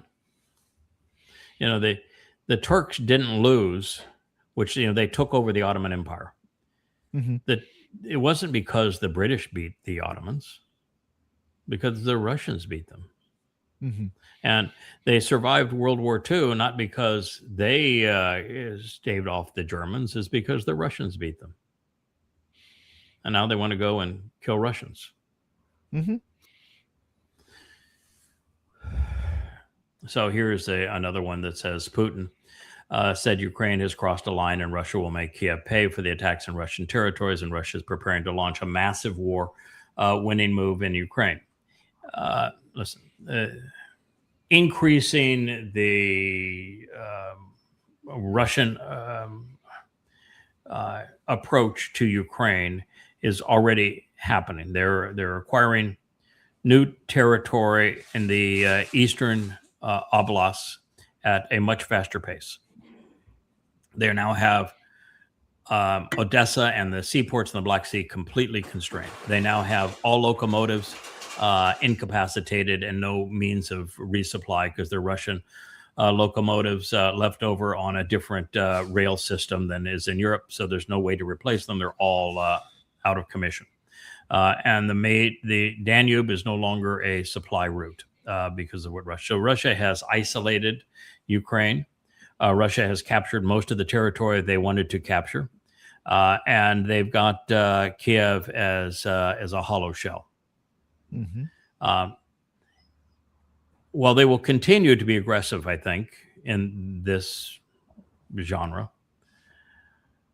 it is late August, and there is no chance that that Putin would say, I'm going to launch a major ground offensive with mobilization of troops that would take place beginning in September.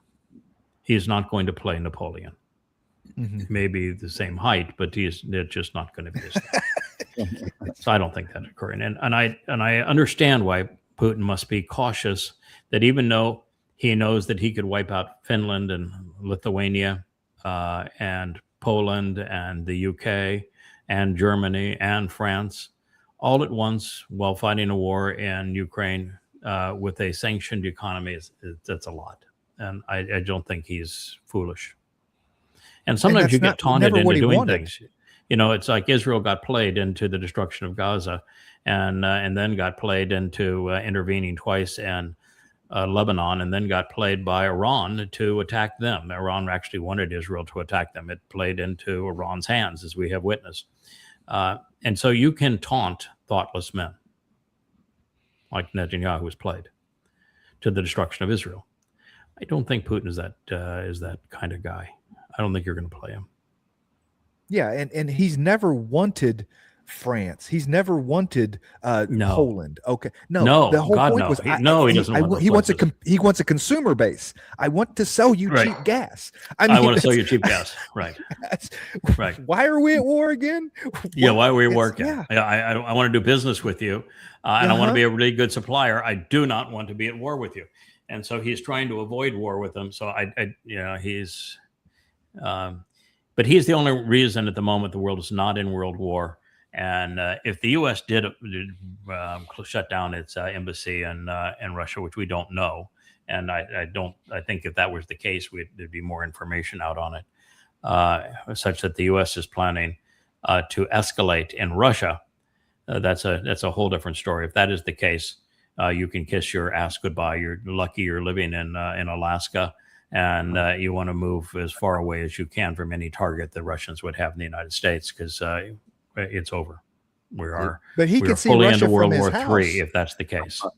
I think, but he can see Russia from his house. So you can see Russia from his house. Yes. Yeah. Now, it seems like a little bit early in the timeline for this thing to escalate to that level, but who knows? You know, I'm not sure it really. I mean. Yes, that you would say partly it would be, but the demise of the U.S. economy is imminent. The everlasting war that with Iran and Iran ultimately partnering with Turkey to attack Israel, and that 1,000 times worse version of Alaska flood of 10/7. I mean, these things are all inevitable. They play out over time. They don't all take place at the last minute. They do build up and they play out over time. And chaos around the world, and it's the whole time is 88 months, and we're 3 months into it. Boy, I tell you what, we've moved awful fast in 3 months towards the demise of the world. I would have also thought they would have been a little slower on World War III, but boy, when you're threatening your neighbor, and the only sane response to what Trump is doing with Canada is that he wants it to break up, and because Canada can't survive, by the way, I appreciate Canada's bravado, but Canada does $430 billion worth of trade with the United States, and the next largest trade partner is right around $40 billion. So Canada's screwed. They put themselves in a highly vulnerable position. I'm sorry for Canada, but you're screwed. And so Trump is in a position to break Canada and absorb it. And if he breaks Canada and absorbs it and tries to take Cuba, we're dealing with Adolf Hitler. This is Lebensraum. This is Adolf Hitler.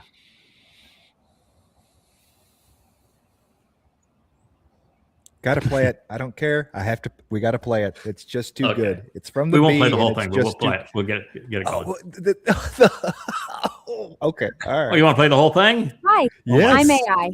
Yes, I look just like you, and in many ways I am like you, but I'm really just a digital construction, one made in a data center. Wow, it sure is futuristic looking inside a data center.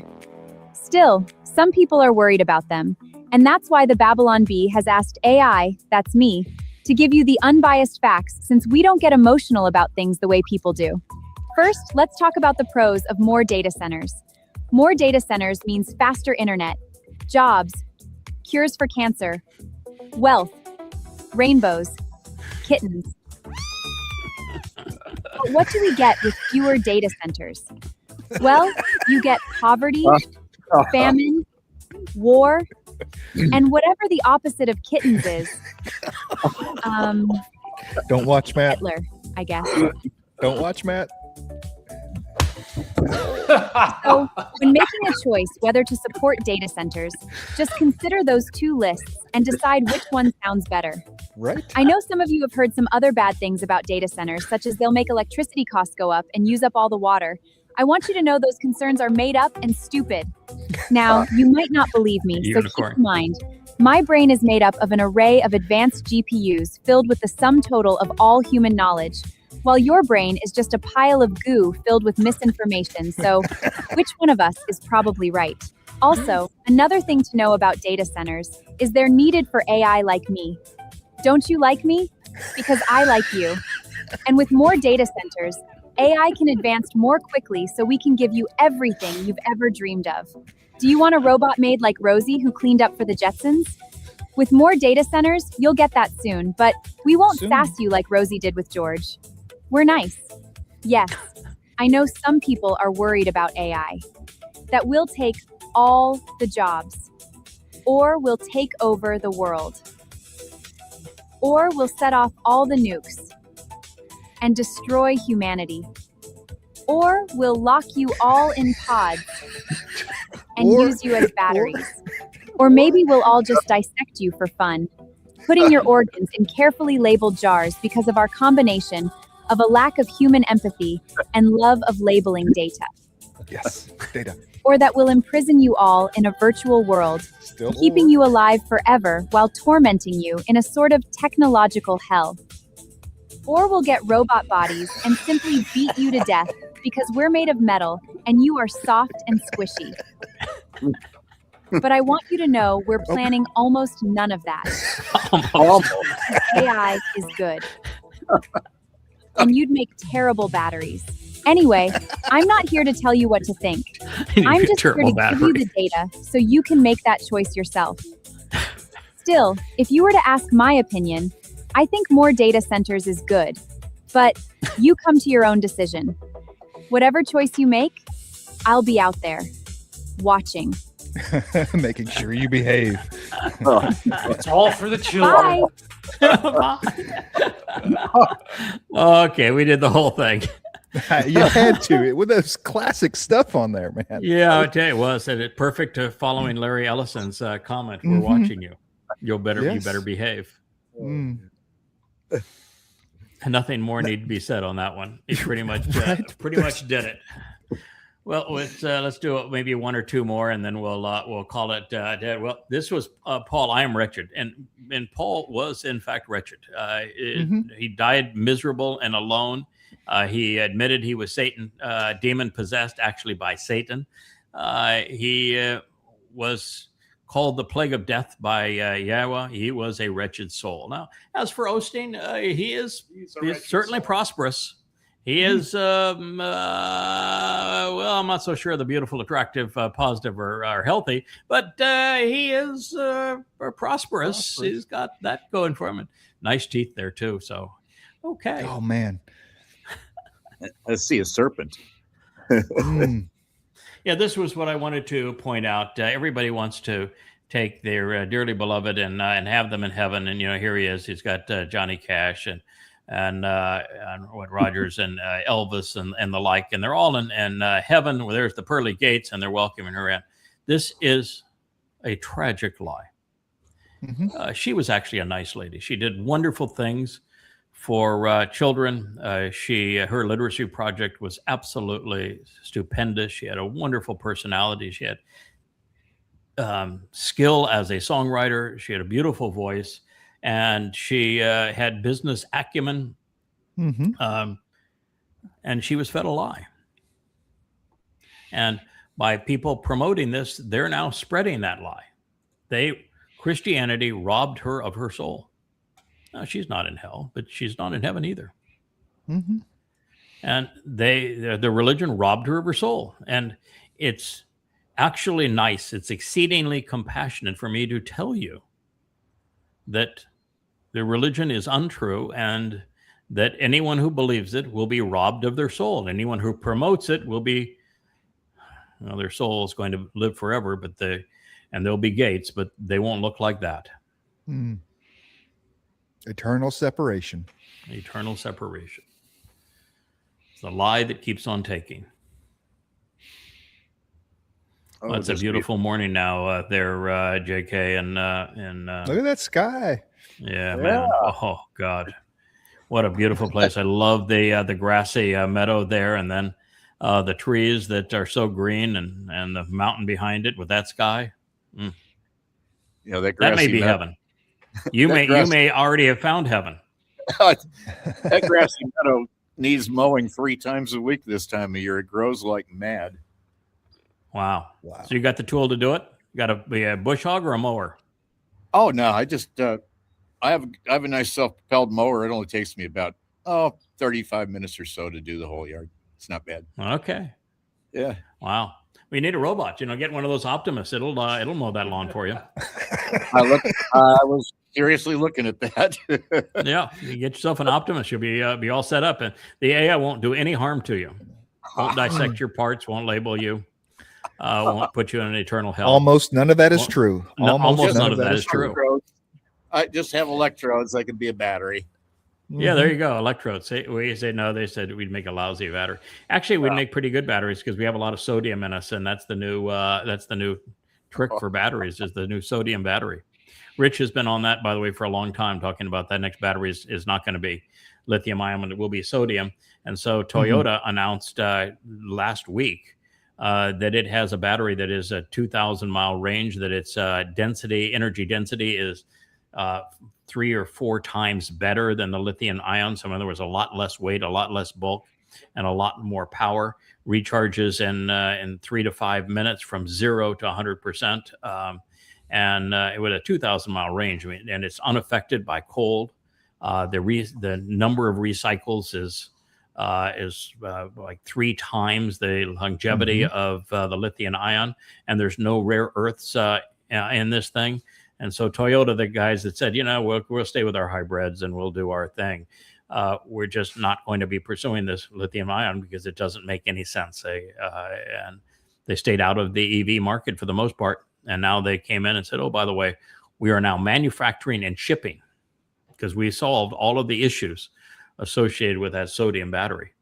And it renders the companies like Tesla that have huge gigafactories making lithium ion batteries. It will soon render them not just useless, because the nature of things in business, if you have a huge investment in something that's not productive, it's death for your business.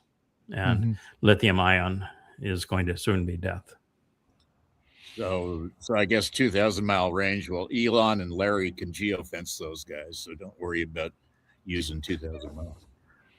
I didn't hear that, but what Elon and Larry could geofence. The geofence them with 2,000.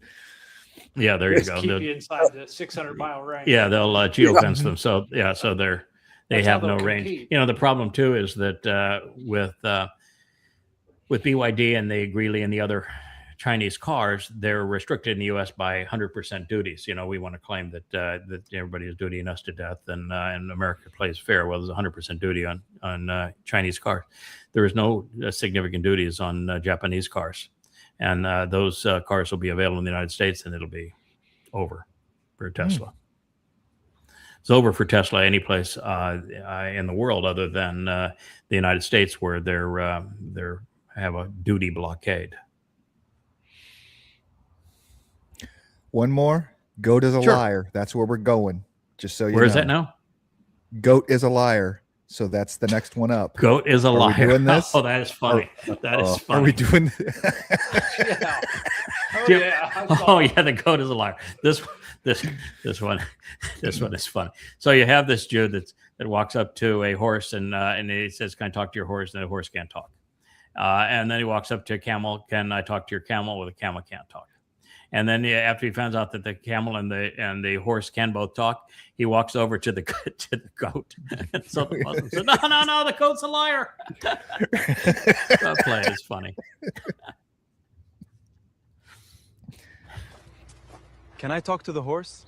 The horse does not talk. How are you doing? Not bad. How are you? Can I talk to the camel? The camel does not talk. How are you doing? I am good. How are you?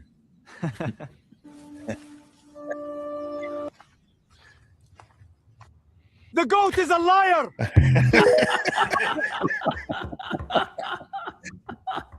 Little inside baseball, but if you know, you know. Makes it fun. Yeah, the Ayatollah actually has a little a green book. We used to have it on the website. I don't know if Joe's put it on this website. Probably has on the resources page. It's called A Little Green Book. He written and made it in digital form.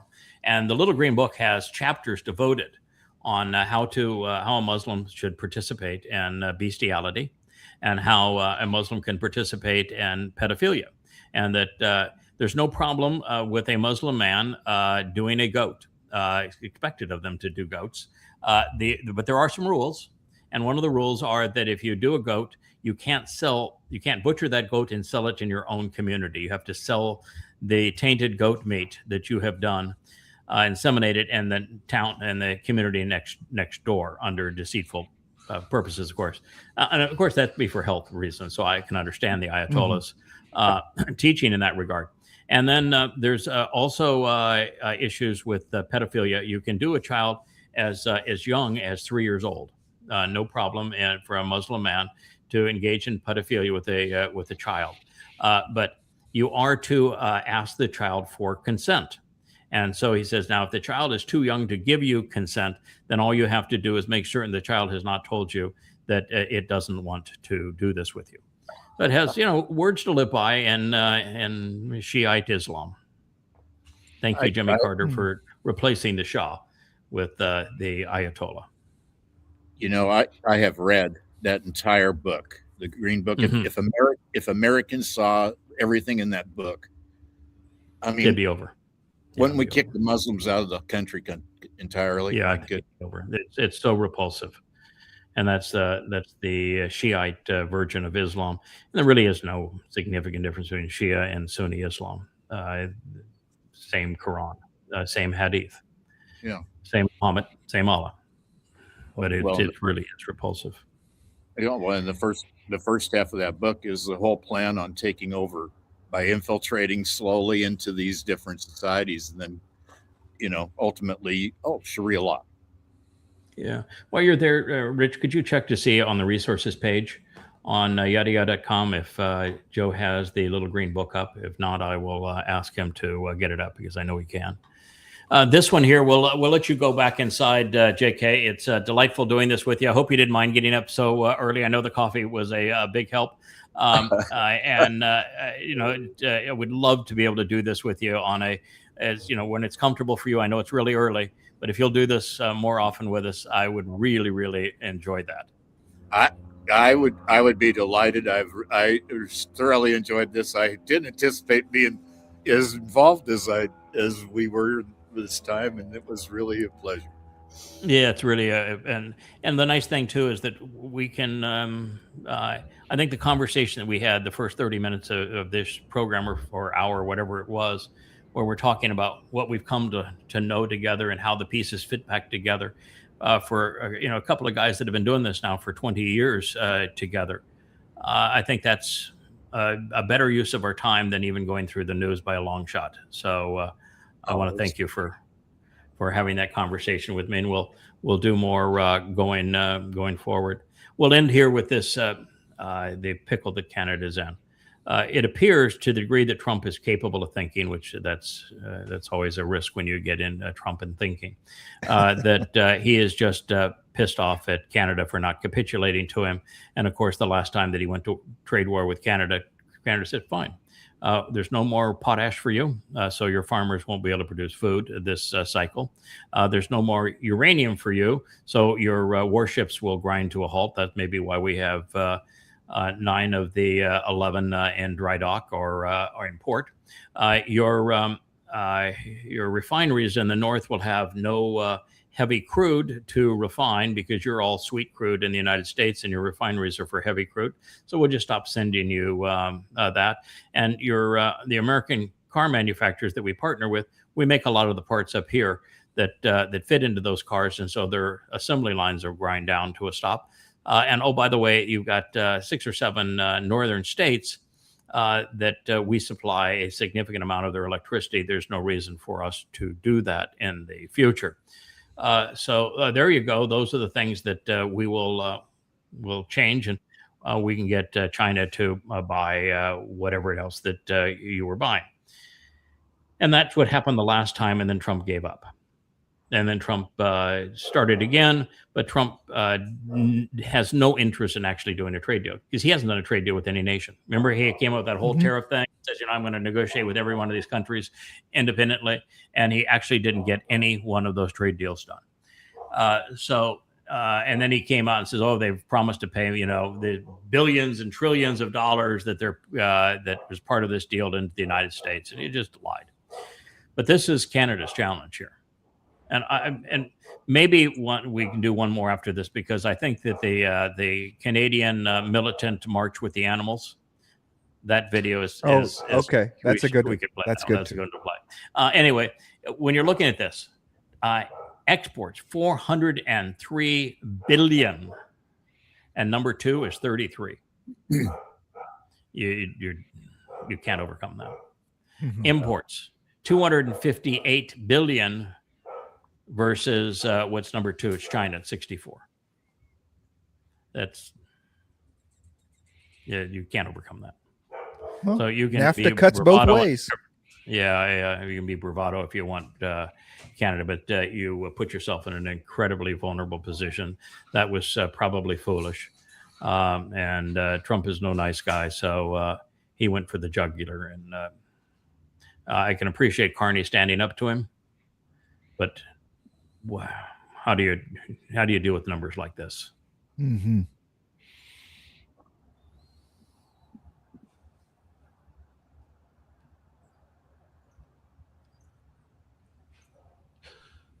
Well, I had a lot going on there, didn't I? Oh man, there we are. It was a busy morning of posting. We could have done another. That's what I told JK this morning. I said, I don't know. Yeah, man, we could go all the way to the evening series on this, but we'll do it. We'll go lighthearted.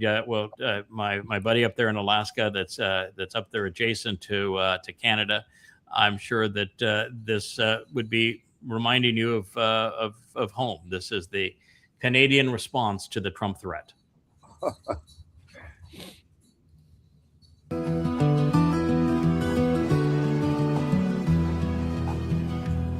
Our neighbor declared a trade war over lumber and steel and a whole lot more. Tariffs came signed by an orange hand, trying to take whatever they can. They thought we'd fall without a fight, just carry on and stay polite. light. Instead, we rally side by side. The Canadian resistance comes alive. Oh, we're gonna trade war, marching on while the bagpipes roar. Oh, we're gonna trade war. Beavers and moose won't take it anymore. Bring your tariffs, bring your fight. We'll answer back with all our might. Oh, we're gonna trade war, elbows up from shore to shore.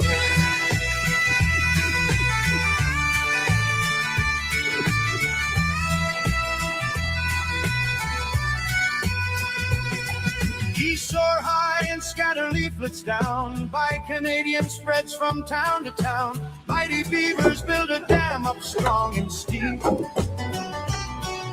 Turning the border crossing to a lake 10 meters deep. Our moose send traffic off the road. Grizzly bears go inspect each truck that's slowed. Wolverines rip the cargo free, and porcupines pop tires relentlessly. Oh, we're gonna trade war, marching on while the backpacks roar. Oh, we're gonna trade war. Beavers and moose won't take it anymore. Bring your tariffs, bring your fight. We'll answer back with all our might. Oh, we're gonna trade war, elbows up from shore to shore. Elbows up from shore to shore. Oh, how about that, eh? Hey, how about that? That was your Canadian neighbor. They are ready to go. Maple syrup. They're going to send those trucks out of town. Lobsters snip their fishing nets apart. Every fish gets a brand new Lobsters are going to free the fishing nets. Smugglers through the pines. They never make it past the border signs. And when the smoke has drifted by, the Canadian flag still flies. Oh, we're going to trade war, marching on while the bagpipes roar. Oh, we're gonna trade war. We won't take it anymore. Bring your tariffs, bring your fight. We'll answer back with all our might. Oh, we're gonna trade war. Then we'll carry on once more.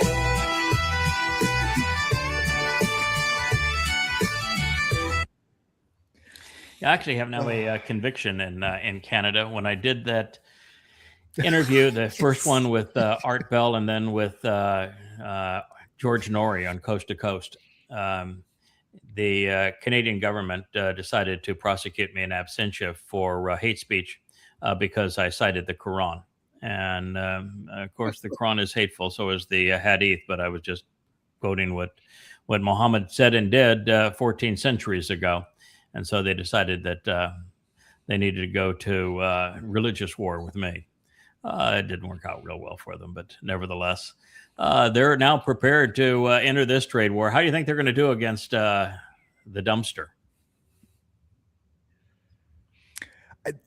There's just no comparison. Yeah, that's the problem here, is that there's no compare and no reason for any of it. You know. No, there isn't. By the way, the United States is also in a pickle because Canada is by far the largest trading partner of the United States. And so you would, by ending trade with Canada, you would bankrupt the United States. So it's United States is also in a pickle because, as I say, China is our largest trading partner by a considerable margin. And so there's lots of U.S. businesses that would fold under that kind of a circumstance.